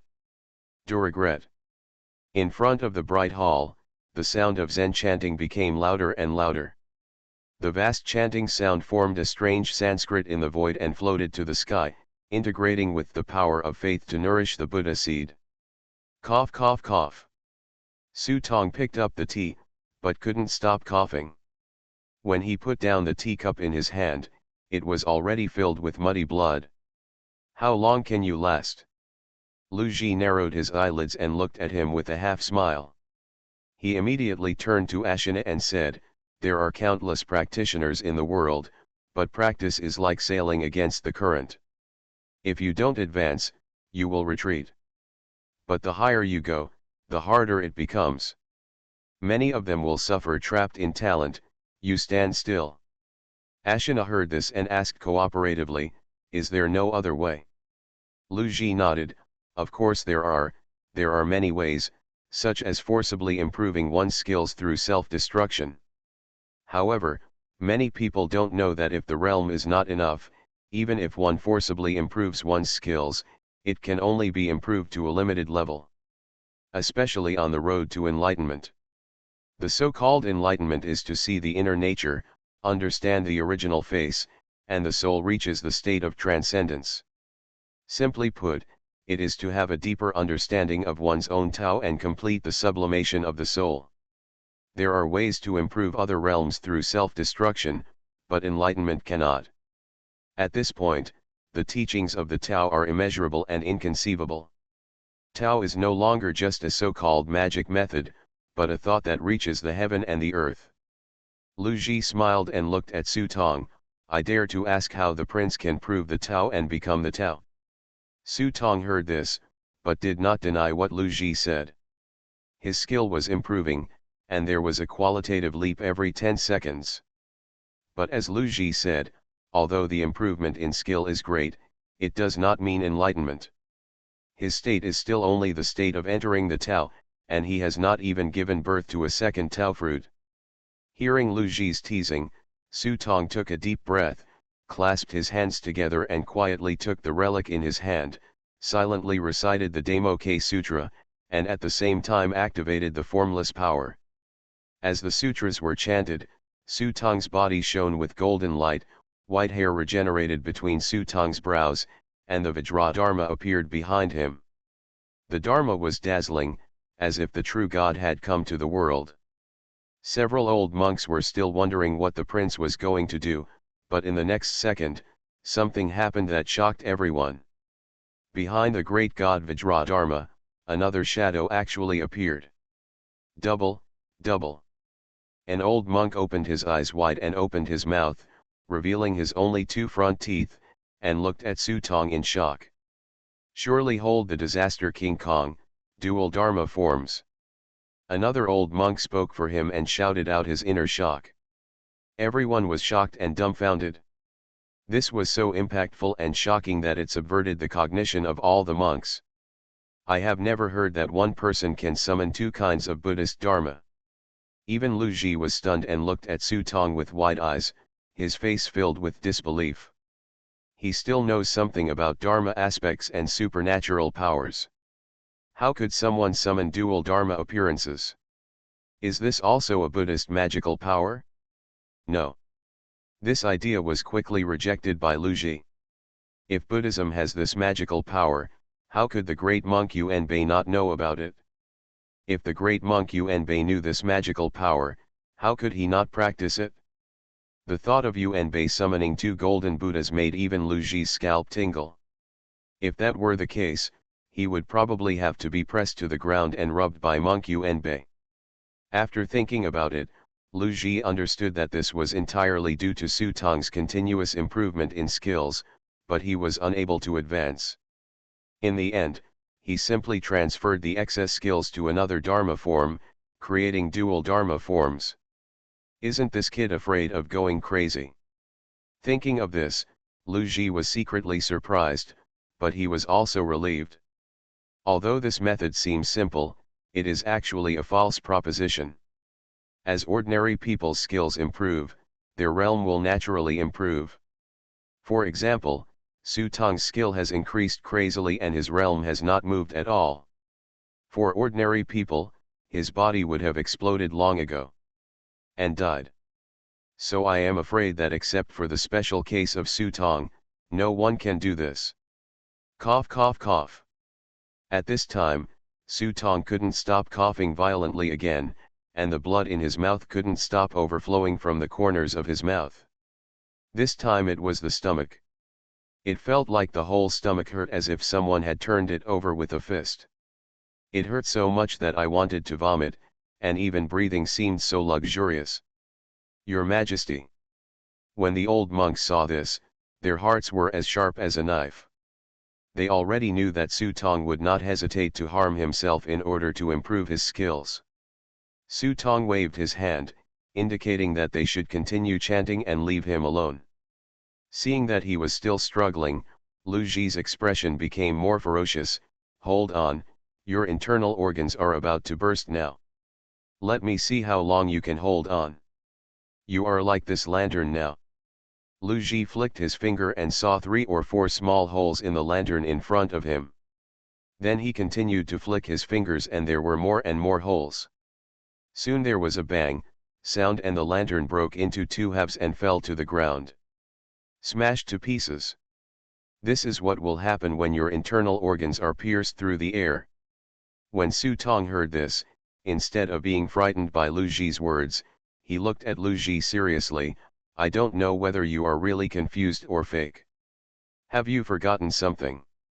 Lu Ji was stunned for a moment, looking at Su Tong's serious expression. He began to murmur in his heart, could it be that he had overlooked something? For a moment, he frowned and thought about various possibilities, but he couldn't think of anything else Li Zhang could do. What did I overlook? Finally, Lu Ji couldn't help but ask. Su Tong covered his lower abdomen with one hand. He seemed to be in so much pain that he couldn't speak. After a while, he seemed to finally catch his breath and slowly raised his head. His face was horribly pale. Even Gu Zibai, who was standing behind Lu Ji, couldn't help but sweat for him and clenched his fists tightly. However, Su Tong was smiling instead. He took out something from the prop book, a pill. The pill was golden and looked like it was wrapped in a layer of gold foil. It was the pill 100 Flowers Jade Void pill that Tu Feiwen took out when he was in the ghost market. Seeing this elixir, Zhao Peng also remembered this incident, and his expression changed. 100 Flowers Jade Void pill. At this time, even Mu Tiantong on the side raised his head, and felt strange in his heart.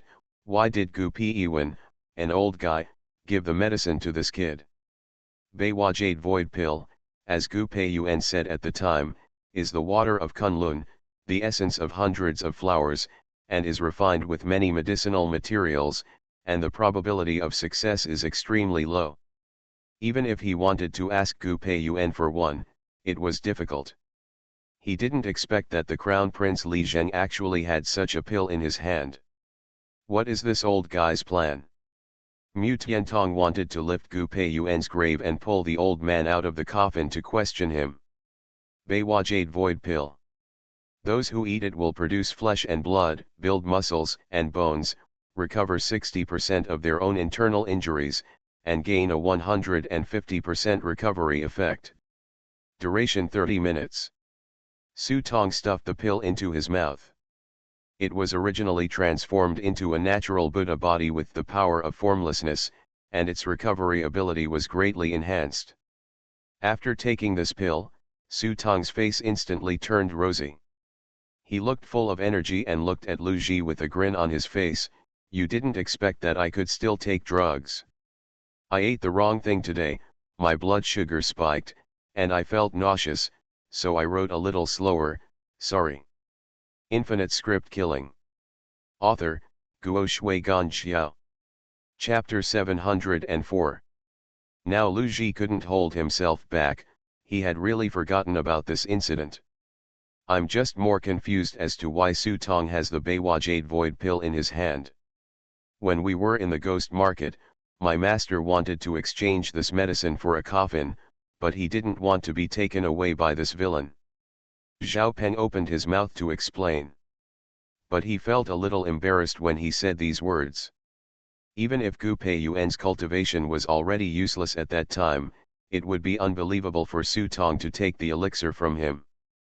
But that's exactly what happened. Therefore, some things may seem natural when they happen, but when spoken out to others, they seem weird and make too much sense. A pill can't save you. Lu Ji snorted coldly. But after he finished speaking, he saw Su Tong's hand in his arms, pretending to be groping for something, and not long after, he took out a bottle and shook it in front of Lu Ji. Who said I only have one pill? I have plenty of such pills. After saying that, Sutong's eyes were filled with anger, and another Dharma image appeared behind him. Amitabha. Seeing this, the eyes of the old monks around him were straightened. Even if Chen Xianzang was alive, he probably wouldn't be able to do this. For a moment, 3 Dharma protector Vajra stood upright behind Sutong, and the bright Buddha's light radiated on Sutong, making Sutong's body covered with golden clouds like a human god. But this is not the limit. With the bursts of pain in his internal organs, big beads of sweat oozed from Sutong's brow, and he saw the 4th Dharma protector Vajra gradually emerging behind him, even though the figure of this Dharma protector Vajra was still very small. It's weak, but it is indeed the 4 Vajras. Sutong didn't believe the so-called quality was not enough, but the quantity was just right. When he had the 8 great Vajras, he still wouldn't be able to deal with Lu Ji. This time Mu Tiantong frowned. I thought in my heart that this kid was so outrageous, he was simply a monster. If you really let him continue, I'm afraid that by the time he gets enough of the 8 great Vajras, he might be invincible. Thinking of this, Mu Tiantong looked at Lu Ji and wondered why this guy was waiting. Did he really think that his luck was unrivaled and was enough to suppress this kid? National Master, we can't wait any longer. Even Ashina couldn't sit still now. If this guy was allowed to continue to hold on, even Lu Ji might not be his opponent. Why panic? It's not time yet. Lu Ji calmed down and seemed to be waiting patiently. I also want to see how far this kid can go. After saying that, Lu Ji calmly picked up the teacup on the table and took a sip. Seeing that Lu Ji didn't take action, Sutong felt more and more dangerous, but he didn't know where the danger came from. This feeling made Sutong feel very uncomfortable. As time passed, the monks saw that Sutong was the backbone, and they all recited the scriptures harder, trying to complete the ceremony as soon as possible. As the chanting became louder and louder, the Buddha cloud in the sky began to turn into a faint golden color. I don't know if it's some kind of coincidence. When the sun shone on the Buddha's cloud, the cloud actually shone with brilliant red light layer after layer, just like the golden wheel behind the Buddha. Now it is difficult for the people in Luoyang city not to look at it. The Buddha has appeared, the Buddha has appeared. Novice monks in some temples clasped their hands and knelt on the ground to recite scriptures. Thanks to Sutong's poems, many boys and girls couldn't help but clasp their hands and pray silently when they saw this auspicious light. Even some officials were dumbfounded by this scene, and some outsiders praised loudly, saying this is auspicious, God bless the saint. However, there was a group of people outside the palace who couldn't laugh when they saw this scene. It was Cao Huazheng and others. They rushed here in a hurry, but when they saw the golden Buddha cloud in front of them, their expressions changed drastically. It turns out that just now, Gao Zhou used his own corpse poison to turn Yuan Shushi into a zombie body, and used silver needles to control the spread of the corpse poison, making Yuan Shushi look like a normal person while becoming a zombie. From then on, he became immortal and became a special case in the world. In order to repay Gao Zhou, Yuan Shushi revealed all Lu Ji's previous plans. The results surprised everyone. In fact, Yuan Shushi didn't like sculpture at all, nor did he like Buddha statues. He even hated Buddha the most in his life. He originally had a good background. His father was the former governor of Yuzhou, and his mother was also from a wealthy family in Yuyang. As a result, Zhou Wu came to power, but his father was executed by the Xinwu guards because he opposed the demon queen's claim to the throne. I was lucky enough to escape the disaster outside, and finally became a disciple of an old craftsman, whose pseudonym was Yuan Shushi. He joined the Moda cult to avenge his family. This time he entered the palace to repair the Buddha statue in the Mingtang, which was a great opportunity. The face of the Buddha statue looked normal, but in fact, he had secretly tampered with the Buddha statue's face using hollowing techniques. Only at the critical moment of the Suantan Dharma assembly, the Buddha statue will reveal its true face, and the face revealed is none other than the great evil god believed in by the Moto sect, Mahatma. At that time, Mahatma will come to the world and completely swallow up the luck of Buddhism. From beginning to end, Lu Ji didn't need to put any effort into it, as long as no one could stop Mahatma from coming. This news was really shocking. No one expected that Lu Ji had started planning early and was waiting for this day. He built the plank road openly and secretly visited Chen Kang, but Lu Ji fooled everyone with this move. Quick! Seeing this, Cao Huazheng didn't care about the people behind him. His speed suddenly increased, and his figure rushed straight into Ziwei Palace like lightning. Namo Amitabha. A bright light shone in the sky above the Mingtang. Su Tong's figure slowly stood up.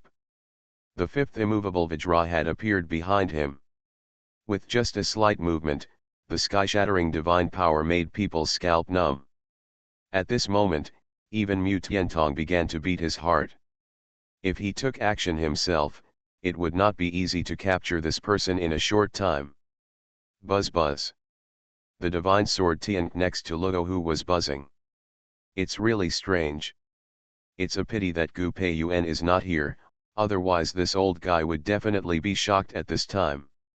Luo, who stretched out his hand to inject true energy into the sword body, soothing the restless divine sword, sighing in his heart that the new generation is better than the old one. In the sky, the Buddha's light shines everywhere, and all things are peaceful. The power of Buddhist faith is already in the sound of chanting sutras, just like the Buddha who has been tempered thousands of times, resting on the Buddha cloud, just waiting for the monks to lead the Buddha into the Mingtang Buddha statue, this mysterious altar. That's it? Lu Ji, why don't you take action? Finally, Mu Tiantong could no longer hold back and sent a message to Lu Ji. But as soon as he said these words, he saw Su Tong looking at him sideways. Mu Tiantong, who had a guilty conscience, felt his heart skip a beat and quickly lowered his head. It wasn't just Mu Tiantong who was anxious, even the many envoys watching the ceremony were all secretly holding on to their strength. Once the Suantan Dharma assembly is successful and the fortunes of the Zhou dynasty are prosperous, it will also be doomed to doom for them. For a moment, everyone looked at Lu Ji. But to everyone's disappointment, Lu Ji not only had no intention of taking action, but his carefree expression made everyone doubt that the leader of the demon cult was coveting the wealth and glory of the Turks. He had no intention of taking action at this time and was prepared to kill himself. Retreat. Don't worry about Lu Ji, hurry up and bring the Buddha seed into the world. Seeing that the Dharma gathering had reached a critical moment, an old monk tried his best, and a ray of golden Buddha light ignited above his head. This method looked familiar to Su Tong, and it seemed a bit like their 7 hanging lanterns illuminating the road. The only difference is that you have to use all your cultivation to ignite the Buddha's fire. Once it is ignited, the monk's oil will soon run out, and he may not live long. These old monks know in their hearts that the Suantan Dharma assembly is already a critical moment for the life and death of Buddhism. In order to protect Buddhism, they are willing to sacrifice their cultivation and their lives. What they are fighting for is the future of Buddhism. Amitabha. The monks sat down cross-legged, clasped their hands, and produced Buddha fire above their heads. For a moment, the golden Buddha light irradiated the earth, illuminating the huge hall into a golden world. There are thousands of Buddhist monks, many of whom are young. In order to create a future for Buddhism, they are willing to use themselves as wax and light the Buddha's fire as a guide without any regrets. Such a tragic scene is really moving. Su Tong stood proudly in the middle, with the 4 Vajra protectors standing majestically behind him, guarding against Lu Ji and Mu Tiantong. Seeing this scene, I felt mixed emotions. I wonder what the expressions of these great monks would be if they knew that thousands of years later, Buddhists would start to enter real estate. Under the guidance of the Buddha's light, a ray of colorful light descended from the Buddha cloud in the sky and shone on the Buddha statue in the Mingtang. This rainbow light is like a sky bridge, and a golden Buddha seed gradually descends from the sky along this red light. Bang! At this time, the teacup in Lu Ji's hand suddenly fell to the ground, and the sound of the teacup breaking instantly made everyone feel like they were facing an enemy. Even Su Tong became nervous. But Lu Ji waved his hand. "Sorry, my hand slipped." As he spoke, he picked up the teacup from the ground and placed it again on the table. With this small gesture, Lu Ji couldn't help but reveal a somewhat playful smile on his face when he saw everyone acting like they were facing a formidable enemy. After all, at this critical moment, no one can predict what Lu Ji will do. Let down. When everyone saw the arrival of the Buddha seed, everyone's faces showed joy, but Mu Tiantong stood up in anger. "Lu Ji, what are you thinking?" "Just thinking what I think." Lu Ji raised his head and looked at Mu Tiantong, with no intention of taking action. Mu Tiantong was furious in his heart, but he was helpless. I saw the Buddha seeds falling slowly, with the bright and flawless Buddha light, illuminating the cheek of the big Buddha in front of me. Next, I only need to wait for the Buddha seeds to combine with the big Buddha. "Stop it, the Buddha statue is deceptive." "Stop it." Suddenly, a loud shout interrupted everyone's beautiful longing. Su Tong's pupils tightened, and he suddenly turned around to look at the Buddha statue. Under the Buddha's light, the Buddha's face gradually revealed an evil look of green face and fangs in the shadows. Next update before 12 p.m. tonight. Infinite script killing. Author, Guo Shui Gan Xiao. Chapter 705. Seeing the face of the Buddha that appeared and disappeared, Su Tong's expression changed drastically. He finally understood where the ominous feeling in his heart came from. When I heard that Lu Ji had a secret chess game before, I had doubts about Yuan Shushi.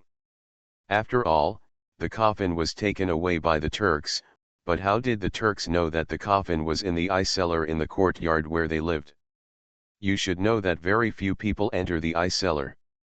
Apart from Gao Zhou, only 4 people knew that the coffin was in the ice cellar. One was himself, Sun Yang, Cao Huazheng, who was hidden in the coffin by him, and the other was Yuan Shushi. Apart from them, even Guo Yi, who was loyal to him, didn't know what was under the ice cellar. But he absolutely believed in Gao Zhou and Sun Yang, so the only remaining doubt was Yuan Shushi. But at first, I was just suspicious. When I came here, I took a look at the Buddha statue and made sure that there was nothing wrong with it, so I thought I was overthinking it. I just didn't expect that Yuan Shushi's superb skills did not directly change the face of the Buddha. Instead, he used extremely clever techniques to quietly integrate the face of the great evil god Modada into the Buddha without directly changing the face of the Buddha. Inside, even if there are minor changes, they are almost invisible to outsiders. Only at this moment, under the illumination of the Buddha's seed, can this green-faced and fanged face be revealed. Not good. When Su Tong saw this, he jumped to stop the Buddha seeds from being embedded in the Buddha statue, but as soon as he stood up, Lu Ji, who had been patient for a long time, finally took action. "Don't even think about it." Lu Ji's eyes showed murderous intent and he jumped up. He was the first to reach Su Tong's side and raised his hand to punch Su Tong. Seeing Lu Ji's murderous intention revealed, Su Tong could only use all his strength to fist bump with Lu Ji. Boom! For a moment, there was a huge roar as if the earth was shattering. He is definitely the first person since ancient times to fight against heaven and man by entering the realm of Taoism. The 4 Vajras behind Su Tong burst out with brilliant and dazzling Buddha light. Even if his level is not enough, he can get the blessings of the 4 Vajra protectors and he will not fall behind at all. Cough. It's just that Su Tong suddenly couldn't stop coughing. By coincidence, at this critical point, he was hit hard again in the abdomen. He coughed out for a while, which was because he was deflated. His strength weakened instantly, and he was stopped by Lu Ji. Seizing the opportunity, his fist turned into a palm. After shaking Su Tong's fist away, 3 palms fell heavily on Su Tong's body. Bang bang bang. 3 palms landed heavily on Su Tong's chest, and each palm hit a specific location. Lu Ji hit Su Tong's vitals so hard because he was sure that Su Tong's lungs were damaged. Puff. In an instant, Su Tong's body flew backwards and hit the Buddha statue behind him. He vomited a lot of blood and minced meat in his mouth, and all his internal organs were damaged. If it weren't for the elixir, Lilith would have taken him down to eat him. Dinner. You brat, you have ruined my plans time and time again, but today you have made my plan come true. If it weren't for you, these old bald donkeys would be too scared to make such a big investment. Lu Ji raised his head. The demonic shadow on the Buddha statue in front of him became heavier and heavier. The Buddha seemed to be aware of the danger and emitted a hazy Buddha light, as if resisting being sucked into the Buddha statue. But Lu Ji had been waiting for this moment for many years.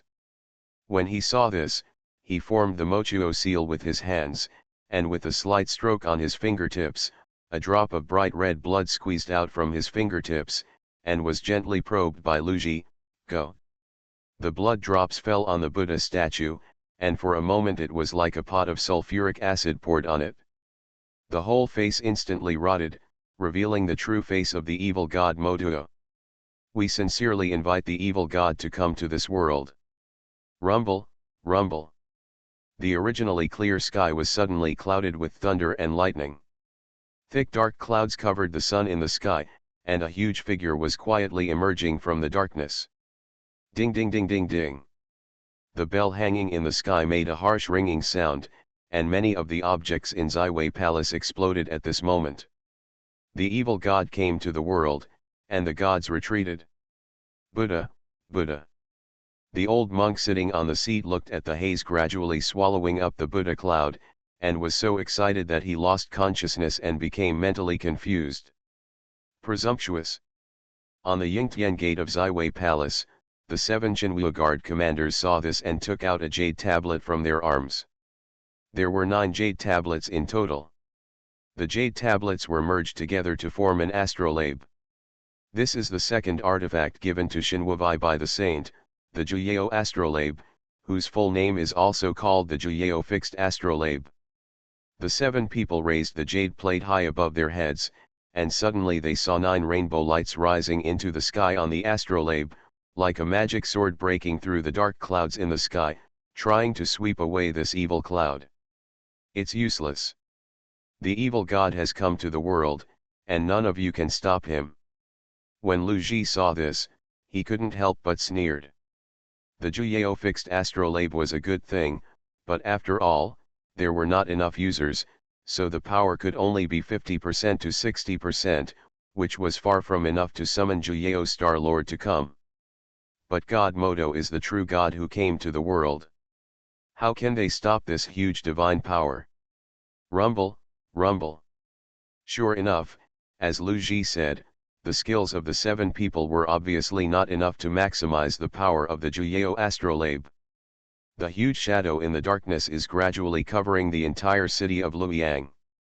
For a moment, the streets fell silent, and everyone inexplicably felt a terrifying aura coming quietly. Even the dogs in the yard were curled up and shivering in the corner.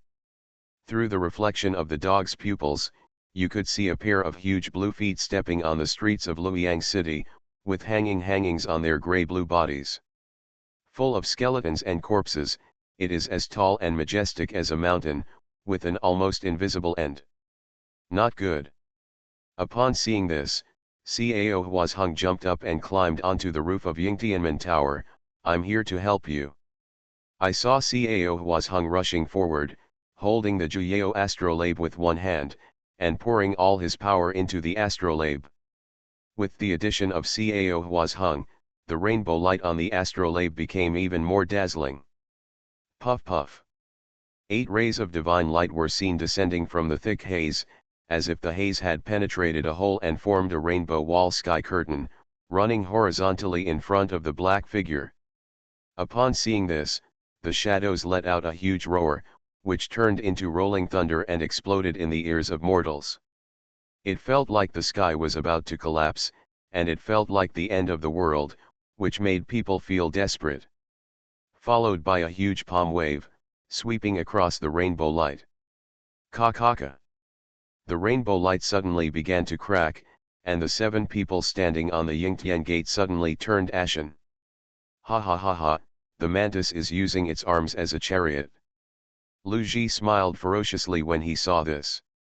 With the strength of a mortal, even if he had a ballast in his hand, he couldn't even hope to fight against the gods. If you want to prevent God Motive from coming to the world, you have to let the old guy from Longhu Mountain come down personally. Just as Lu Ji was laughing, his brows suddenly jumped wildly. He turned around suddenly and saw Su Tong getting up from the ground. He stepped on the ground with his feet, and a steady stream of life force came from the ground, pouring into his body. Rejuvenation of all things, the source of the earth. It consumes 200 script points.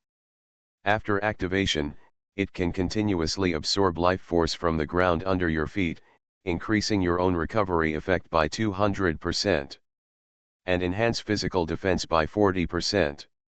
A body of golden dragon scales gradually covered Su Tong's body. What made Lu Ji frown even more was that the 6th Vajra Dharma appeared behind Su Tong. It's a problem after all. Seeing this, Lu Ji's mind tightened. He had already felt the urgency of this brat who was still in the Taoist realm. He knew that he could not delay any longer and must eradicate the roots as soon as possible. Otherwise, if he continued to delay, he might not really be this boy. Opponent. After saying that, Lu Ji lifted it up with one hand, seeing the reality and reality intertwined in front of his eyes. As time passed, a black ripple visible to the naked eye surged like a tide. This move seemed familiar. Lu Ji had used this move in Liuyi Pavilion and almost sent Su Tong away on the spot. Now the power he used again was even more terrifying than the last time. Go to hell. The black ripples formed a terrifying agitation, sweeping towards Su Tong, destroying everything along the way. But at this moment, this is not the 6 Arts Hall, and Su Tong will not stand there and get beaten. Seeing the black tide coming, Su Tong's body suddenly burned with golden flames. The hellfire summoned by the demonic power turned into golden Buddha flames under the transformation of the formless power. Pyrophilia. The pure yang sword was summoned from the props book. The vermilion on the blade turned into off-white karma fire. With the blessing of the 6 Vajras behind him, the sword was slashed out. A white tiger jumped out from the huge fire. He actually forcibly tore apart the black ripples in front of him. Such a powerful sword made everyone's hearts tremble with fear. They clearly wanted to take the opportunity to destroy the Mingtang and destroy the Buddha statue. Don't even think about it. Lu Ji was also aware of Su Tong's thoughts, but how could he let him get what he wanted? The figure actually stood in front of the Buddha statue, raised both fists together, and summoned the Dharma of Moda. Suddenly, the void in front of his eyes began to twist, and a force of confinement was about to forcibly seal and suppress Su Tong's sword. Kill you while you are sick, you brat, you deserve your misfortune. At this critical moment, Ashina saw the opportunity and rushed towards Su Tong. But at this moment, a black shadow fell through the air and lay beside Su Tong. His body turned into a yaksha, and his arms crossed and collided with Ashina's fist. Boom! With the huge force, Gao Zhou's legs were smashed into the ground, plowing a 5-meter-long deep trench on the ground. However, he firmly blocked Ashina's sneak attack. Head, this thing might be useful. As Gao Zhou spoke, he took out something from his arms and threw it to Su Tong. Su Tong casually took it and put it in his hand. Before he could look at it, a prompt sounded in Su Tong's ear. Ding! The special mission has been activated, and the series of missions of turning tigers into Buddhas has begun. You are listening to Novels at Bless Up channel. Wish you happiness and luck. Please subscribe to receive new novels. How do you feel about this novel? Please like and leave a comment. Infinite Script Killing. Author, Guo Shui Gan Xiao. Chapter 706. You have met the specific mission conditions and started the series of missions to turn Hu into Buddha. This mission is a series of missions. Special mission, turn Hu into Buddha. You collect all 3 relics, carrying the fruits of Buddhism. Task requirements: 1. Educational protection. Save the fate of Buddhism and preserve the heritage of Buddhism. Mission reward, exclusive series title 1. Mission failed, terminate this mission. Hearing the mission reminder, Su Tong opened his palms and saw 2 golden relics in his hands. One of these 2 relics was the relic that Ashina gave to Gi Lao. The other one is that after the Gi Lao self-immolated, Gao Zhou found the coffin in the fire. The coffin had been burned to charcoal, and a relic appeared among the charcoal ashes. The 2 relics fell on Su Tong's hand, echoing the relics in his original prop book, and emitting a strange resonance. Su Tong felt something in his heart, and took out the relic, only to see 3 relics falling on his hand. Turned into a bright golden light. Daokyo. Su Tong looked at the golden light in his hand and immediately realized what it was. It was the Taoist fruit of Buddhism. Unlike the wisp of Taoyun that I obtained before, which I still need to spend time to understand, this Tao fruit in my hand is ready-made. As long as I fuse it, I can directly obtain the power in the Tao fruit. So this thing is here. Lu Ji saw the 3 relics at a glance, and his expression suddenly changed slightly, sighing in his heart that fate always likes to play tricks on people. 3 years ago, the great monk Zhenju of Xingjiao Temple passed away, leaving behind 3 relics. This should have been his opportunity, but it was because Gu Peiyuan intervened and took advantage of the chaos to attack, causing him to be seriously injured. The 3 relics disappeared in the chaos. Unexpectedly, 3 years later, these 3 relics would appear in front of him out of thin air, still in Li Zheng's hands. Is it true that, as the monk Zhenju said, everything has a cause and effect, and everything is destined to fail? No, I decide my destiny. No matter what cause and effect, what is destiny, I have decided to sacrifice myself to become a demon, so why should I be bound by your fate? Thinking of this, Lu Ji would never allow Su Tong to spare time to devour the Dao fruit. For a moment, evil light surged around his body, and he transformed into countless figures. His shadow was everywhere, killing Su Tong from all directions. In the end, all the shadows merged into one, becoming a huge demonic shadow with a monstrous light. It was captured with a simple palm, as if all the moves were gathered into one furnace. Onmyoji Divine Slash. A single palm split open, and the void exploded. In just a moment, there were hundreds of palm shadows slashing down. Each blow made the void and reality chaotic. In the end, something was created out of thin air from the void and reality, and it was indestructible. The 6 Vajras behind Su Tong were beaten to pieces in an instant, unable to resist at all.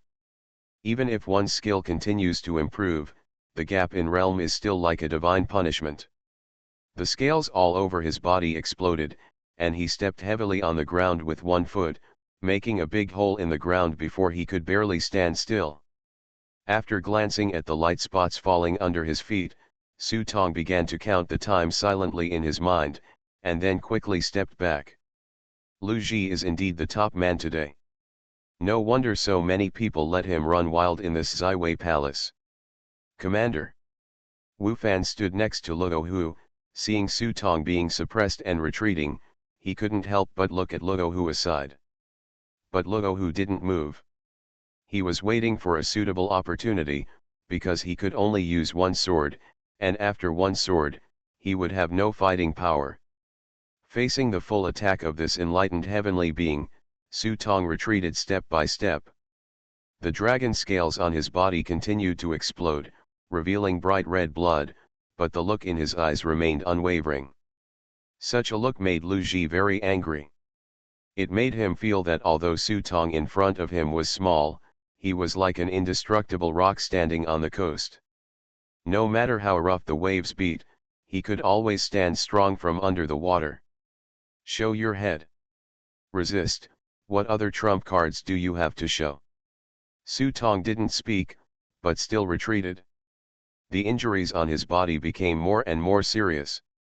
Whether it was Lu Ji's attacks or the constant severe damage to his own internal organs, he was on the verge of death at any time. Puff. The internal organs were injured again, causing Su Tong to vomit blood uncontrollably. When Lu Ji saw this, he immediately seized the opportunity and formed a seal with his hands, as if he were holding up the sky. A huge black sun suddenly filled the sky, with such power that people couldn't help but kneel down and want to worship. If you can reach this level of Taoism, you will be famous in history. Lu Ji looked at Su Tong with cold eyes. This time without Zhang Hai's hung, he wanted to see how this boy could shake things up. The black sun burst out with a grey ray of light, which shone on the earth and spread out in all directions with Lu Ji as the center, causing everything in its path to decay.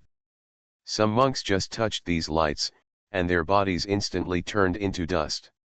The terrifying power makes everyone terrified. Run. This was already an indiscriminate attack. By the time those people sitting in the seats watching the battle came to their senses, it was already too late. Many envoys came with the mentality of just watching the excitement, but now they themselves became the excitement, and they all escape. Fortunately, Lu Ji didn't intend to kill them. He made a clasp with his hands and aimed his clasp at Su Tong. The grey light shrank in an instant, completely engulfing Su Tong's figure. It's over. Mu Tiantong had already hid far away. Looking at the figure disappearing in the grey light, he finally seemed to let out a sigh of relief. However, before the breath came out, Mu Tiantong suddenly realized that something was wrong and closed his eyes. There was a red light flashing in it, and at a glance, Su Tong, who was in time, was quickly traveling through time. No, Lu Ji, you have fallen into a trap. Go and seize the Buddha seed. After Mu Tiantong said these words, Lu Ji was shocked. He suddenly looked back and saw Su Tongren appearing next to the Buddha statue. Seeing this scene, Lu Ji was shocked and angry. He was so shocked that this kid suddenly appeared in front of the Buddha statue. Shouldn't he be killed by him? He was angry that he was being treated like a monkey by this boy despite being so dignified. Blind man. When I survive, I will burn down your Taoist temple. Su Tong originally wanted to buy more time, but he didn't expect that Mu Tiantong would ruin his good fortune. No wonder people said that blind people are poisonous and lame people are cruel. This old blind man is really hateful. Mu Tiantong frowned, knowing that what he said in a hurry was inevitable. But he has been in Chongqian Pavilion for so many years, how can he be afraid of this young boy? Then wait until the prince survives this disaster, and the poor man will wash his neck and wait for the prince. After saying this, Mu Tiantong ignored Su Tong, jumped up, and planned to leave. This muddy water was already muddy enough, and staying here would only increase the cause and effect. Su Tong also had no time to pay attention to Mu Tiantong, the sixth child. He stretched out his hand to grab the Buddha seed that was about to be embedded on the Buddha's head, and then with his other hand, he patted the Tao fruit transformed from the three relics onto his heavenly spirit cap. The Buddha fruit escaped into Su Tong's sea of consciousness, and then the second golden Dao fruit appeared behind Su Tong. With the blessing of the Buddha's fruit, Su Tong's second Tao fruit has been completed. Suddenly his whole body is like gold, and 8 Vajra protectors emerge behind him. He has not yet reached the peak of Taoism, but with the 8 Vajra protectors, Su Tong is already qualified to challenge Lu Ji head-on. He raised his fist and punched the Buddha statue on the head. His main mission is to prevent Modada from devouring Buddhism's luck. Now as long as the Buddha statue is destroyed and Modada cannot come, Lu Ji's plan will basically fail, and he can successfully complete the main mission. As for the Bian execution order, there is no way I can achieve that step with my current strength. So even if it fails this time, it doesn't matter. The worst thing is to wait until the next time. However, an unexpected scene occurred. Su Tong's fist hit the Buddha statue, but the Buddha statue did not move at all. When he opened his life icon and took a look, he discovered that the entire body of the Buddha statue was blocked by a layer of black divine power, so that even if he hit it with his fist, he could not harm the Buddha statue at all. Lu Ji turned to look at Su Tong. You just want to destroy the statue of God Motuo? You are wishful thinking. If you have any other skills, feel free to use them. Lu Ji's robe was waving, and he walked towards Su Tong step by step, holding out his palm, or give me the Buddha seed, and I will let you go. Otherwise, today will be your death. Seeing that he had worked hard to this point and still couldn't reverse the situation, Su Tong finally sighed. What the leader said is true, it will take only a few days for the Moda sect to rise by luck, and it will not be possible without human power. I am convinced.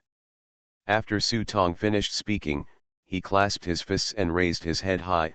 Thank you, Master, for not killing me.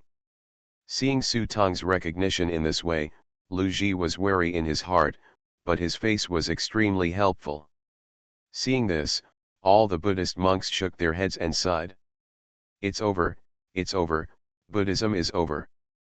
An old monk looked sad and desperate.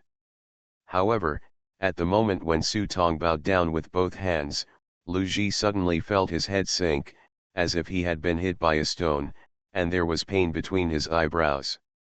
It's now. Luo, who had been waiting for a long time, suddenly opened his eyes and jumped up into the sky. Buzz. Following the sound of the sword, the Tianq sword popped out of the wooden box and turned into a stream of light that shot straight into the sky. Luo grabbed it and raised the sword's edge above his head. Rumble, rumble. The sky and the earth rumbled, lightning flashed, and thunder roared, and an invisible sword energy was aimed at the head of the black dragon in the dark. Not good. Lu Ji's heart sank. He sensed something was wrong and wanted to run away. But at this time, Su Tong had already bowed down for the second time. I wish you peace. For a moment, Lu Ji felt the void around him changing, as if he were in an abyss, with countless crisscrossing pavilions flying past him. Just because of this, you want to trap me? Lu Ji snorted coldly, twitched the corners of his mouth, and spread his hands suddenly, intending to completely shatter the void between reality and reality. But Su Tong followed the third bow and bowed down heavily. Send the leader a happy journey. Ka.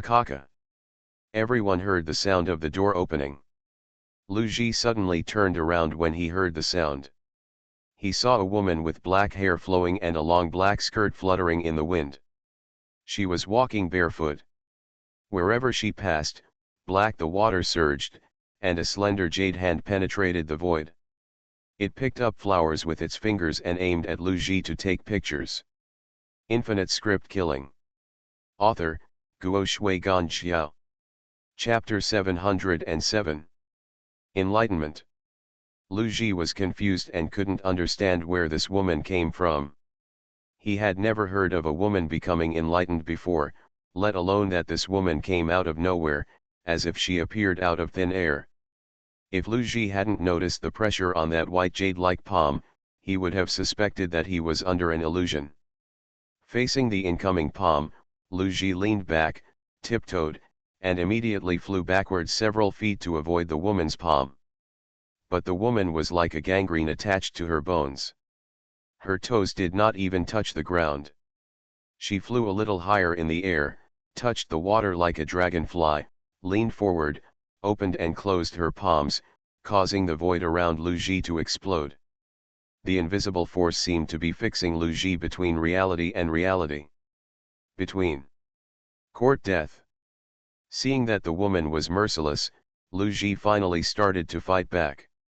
The black sun appeared behind him, and a large gray light shone down, overwhelming the sky and leaving nowhere to hide. However, a scene that Lu Ji never expected appeared. He saw the woman in front of him with her hair flowing freely and her feet stepping on the black water. Yin and Yang rotated for a moment, life and death withered and prospered, and there was no obstacle in the face of Lu Ji's Taoism. Does not work. Lu Ji was dumbfounded now. His technique of Moten Nirvana could make all things disappear in time. No one could be so calm and fearless even if they were both at the very top of enlightenment. I am neither alive nor dead, and time cannot use its weapons on me. The eldest princess stepped slightly with her feet in the air, like a misty fairy. Seeing this, Su Tong muttered in his heart, this girl doesn't wear socks every day. She doesn't have athlete's foot, right? This skirt, do you want to take a chance to take a look? Fortunately, the eldest princess didn't know what Su Tong was thinking at this moment, otherwise Lu Ji would not fight and would give Su Tong a hard fight no matter what. Lu Ji had never seen such a woman before, and his heart was filled with turmoil. At the same time, Lu Ji suddenly sensed something and looked at the sky in horror. Cut. Rumble, rumble. Amidst the thunder and lightning, a mournful cry reached Lu Ji's ears. In an instant, Lu Ji's eyes turned red. His luck was chopped off. I saw Luo Hu holding Tianque, locking Lu Ji's fate when Lu Ji was distracted. He swung his sword and slashed into the darkness, cutting off Lu Ji's dragon head with one sword. After the dragon's head was chopped off, Lu Ji immediately realized that his luck was collapsing, and screamed in his heart, impossible, how could this happen? I haven't reached the peak yet, why did I collapse halfway? The latent dragon emerges from the abyss and reaches its peak. The high dragon has regrets. This is the change of one's own luck. Ancient Pei Yuan's prophecies are world famous. How could his prophecies fail? Could it be that? There was a pause for a moment, and something suddenly occurred to him. Could it be that Gu Pei Yuan had tricked him? That's not what the prophecy said. In order to deceive himself, this old guy even deliberately lost his power. Gu Pei Yuan. You lied to me. You are the biggest liar. At this moment, Lu Ji wished he could dig up Gu Pei Yuan from his grave, peel off his skin, crush his bones and spread the ashes. But he had no chance. Realizing that Lu Ji's luck was ruined, how could the eldest princess give up this opportunity? She flew over and waved her hand, and the vast expanse of black water covered the sky and covered the sun and crashed down towards Lu Ji. Without the dragon's head, let's see how you, the river dragon, can cross my Blackwater River. The black water was like water and glue. Lu Ji had no time to dodge. Even though he was hit by the black water, he was unable to struggle out despite his overwhelming magic power. Hey, sure enough, no matter how good the food outside is, the food at home is still delicious. Seeing that Lu Ji's luck was about to run out and it was only a matter of time before he was suppressed by the eldest princess, Su Tong turned around and saw three figures fighting together. Ashina, who was extremely lucky, encountered the darkest Waterloo in his life at this moment. Shi Jin, who originally rushed to help him, had just fought with Gao Zhou twice, and suddenly he was hit on the back with a stick. That coiling dragon stick seemed to have some strange special properties. When the stick hit him, all the bones in Ashina's body seemed to be broken. You're crazy. When Ashina saw Shi Jin's sudden betrayal, his face immediately turned green. He decisively gave up fighting with Gao Zhou in front of him and struggled to escape. At the same time, I can't help but wonder why I am getting more and more exhausted as I fight, even though I am lucky enough to have a golden lion at my side, and bad things keep happening around me. It's a pity that Ashina doesn't know how to have magical eyes. Otherwise, if you just look closely, it's not difficult to find that his luck has been gone. From who knows when, that majestic golden lion has turned into the dying sick cat, let alone walking, was lying on the ground sticking out its tongue, looking like it might belch at any moment. In fact, from the time Su Tong sent him the yellow plague, Ashina's every step was full of mistakes. He went to see the Gi Lao, brought together the Mochuo cult and the Gi Lao, and boarded Lu Ji's pirate ship again. This time he didn't even have a chance to get off the ship. Ashina may have never dreamed that Shi Jin, who was valued by Lu Ji, was actually a member of Su Tong's team, so he had the opportunity to hit Ashina hard with one blow. Twist the mother-in-law, uncle, the prisoner is running towards me. How could Gao Zhou let Ashina escape? Just now he was pushed to the ground and rubbed by this guy, and most of his face was smashed. At this moment, he couldn't even curse. He rushed forward, took the opportunity to hug this guy's thigh, and bit down hard. Puff. A piece of flesh and blood on his thigh was bitten off, and the pain made the flesh on Ashina's face twitch. You're looking for death. Seeing this, Ashina took out a dagger from the props book, aimed it at Gao Zhou and stabbed him in the heart. Poof. Puff. Puff. The blade of the sword pierced Gao Zhou's back, but it could not kill him. Instead, it stimulated Gao Zhou with severe pain. His eyes became red, and he was confused, like a crazy dog. Just holding Ashina and scratching and biting. Seeing that he could not kill Gao Zhou, Ashina simply turned into a black shadow and quickly got into the ground, using the surrounding shadows to escape. I want to leave, but it's too late. Gu Zibai was seen waving the coiling dragon stick in his hand, causing the coiling dragon stick to emit bursts of dragon roars, and then split Huashan Mountain with one move, slamming the coiling dragon stick onto the ground. Boom! Suddenly the earth exploded, and the dragon head on the stick let out a low roar along the cracks in the earth, covering all directions in an instant. Ashina just let out a cold snort, and his body was forced to fly away from the shadow state. Come out. Vomit.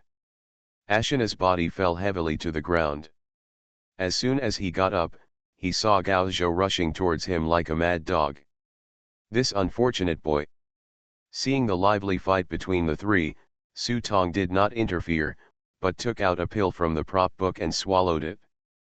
At the entrance of the pill, Su Tong's body expanded rapidly, and his clothes exploded instantly. His body turned out to be like a giant, standing tall in front of the bright hall.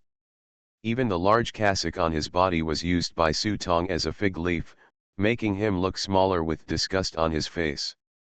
The elixir he took was the body-expanding pill that was refined together with the body-shrinking pill. Building pill. After eating it, without affecting one's own physique, one's body size will expand tenfold, one's own strength will increase tenfold, but the movement speed and dodge ability will decrease tenfold. Duration, 30 minutes. Note, it's not just the Ruyi golden cudgel that can become bigger. I don't believe it's 10 times more powerful. I can't hit this broken rock like you. Su Tong turned back and glanced at the huge black shadow. This time Madara was born as a god, and he was a real god. He had the being killing order in his hand, but he might not be its opponent. Since you can't beat me, I'll find a way to get you to where you came from. Su Tong stepped forward to the Buddha statue. At this moment, the huge and magnificent Buddha statue was a head shorter in front of Su Tong. He raised his leg and kicked it up with his foot, and suddenly the whole hall was shaking. There was a cracking sound of kakeka. And a crack opened from the ground. But the Buddha statue didn't move at all. Headmaster, use merit. Dai reminded at the entrance of the hall. Su Tong nodded, raised his fist which was bigger than the millstone, and with a ball of merit in his fist, he smashed it towards the Buddha statue in front of him. Boom! With this punch, Su Tong actually felt as if he had hit his body, as if the Buddha statue in front of him was not a stone, but a human being of flesh and blood. At the same time, the black shadow that had already reached Yingtian Gate not far away suddenly retreated several hundred meters, as if it had been inexplicably repelled by some force. On that green-faced, fanged face, 6 pairs of eyes stared at Su Tong in front of the Buddha statue, and bursts of roars came from his mouth. But soon, Su Tong's fist was like a round sledgehammer, and it started to smash down at 80 or 80. Madara is not a little brother from the underworld like the Jui underworld Ghost King. He dares to compete with Buddha for luck. It is conceivable that even if he is not a righteous god, he is definitely an extremely powerful god. How could he endure a mortal like Su Tong beating him? Realizing that Su Tong's fist was getting stronger and stronger, the divine figure finally couldn't bear it anymore. One of its 3 heads and 6 arms slowly closed its eyes. Su Tong was doing a great job here, using his left hand to take out the heart with a black tiger, and with his right hand, a dragon grabbed the hand, inserted eyes, buttoned the nose, and a monkey stole a peach, no matter how dirty it was. Good guy, it's a good thing that Lu Ji just killed a lot of people and most of the people disappeared. Otherwise, seeing Su Tong doing such a thing to the Buddha statue with his bare buttocks. The bigger Su Tong got, the happier he felt. As if he wanted to vent all his anger at being bullied by Lu Ji, he raised his fist and hit the Buddha statue in the eyes. But at the moment when the fist was punched, the eyes of the Buddha statue in front of him suddenly turned, staring at Su Tong, and a Buddha hand grabbed Su Tong's wrist. Su Tong sensed something was wrong, and it was too late to withdraw his hand. He only felt the Buddha's arm being pulled violently, and his soul was forcibly pulled out of his body involuntarily. When he came back to his senses, he saw that the surrounding area was empty and pitch black, with 2 red fireballs above his head, giving the dim world a layer of red light. "You are so brave, you dare to hit me like this." There was a roar in the darkness, and a pair of scarlet eyes glowed with blood. He opened his eyes from the darkness. Su Tong followed the sound and raised his head. He squinted and looked carefully together. Only then did he see the 2 huge red lights on the sky. What kind of fireballs were there? Clearly a pair of huge eyes. Seeing this, Su Tong's heart skipped a beat, knowing that he was playing a big game. He didn't expect that Madara would be able to separate out a ray of divine power and descend on the Buddha statue. The corner of his mouth twitched a few times, and he said with a forced smile, "If I said I was giving you a massage, would you give me a 5-star rating?"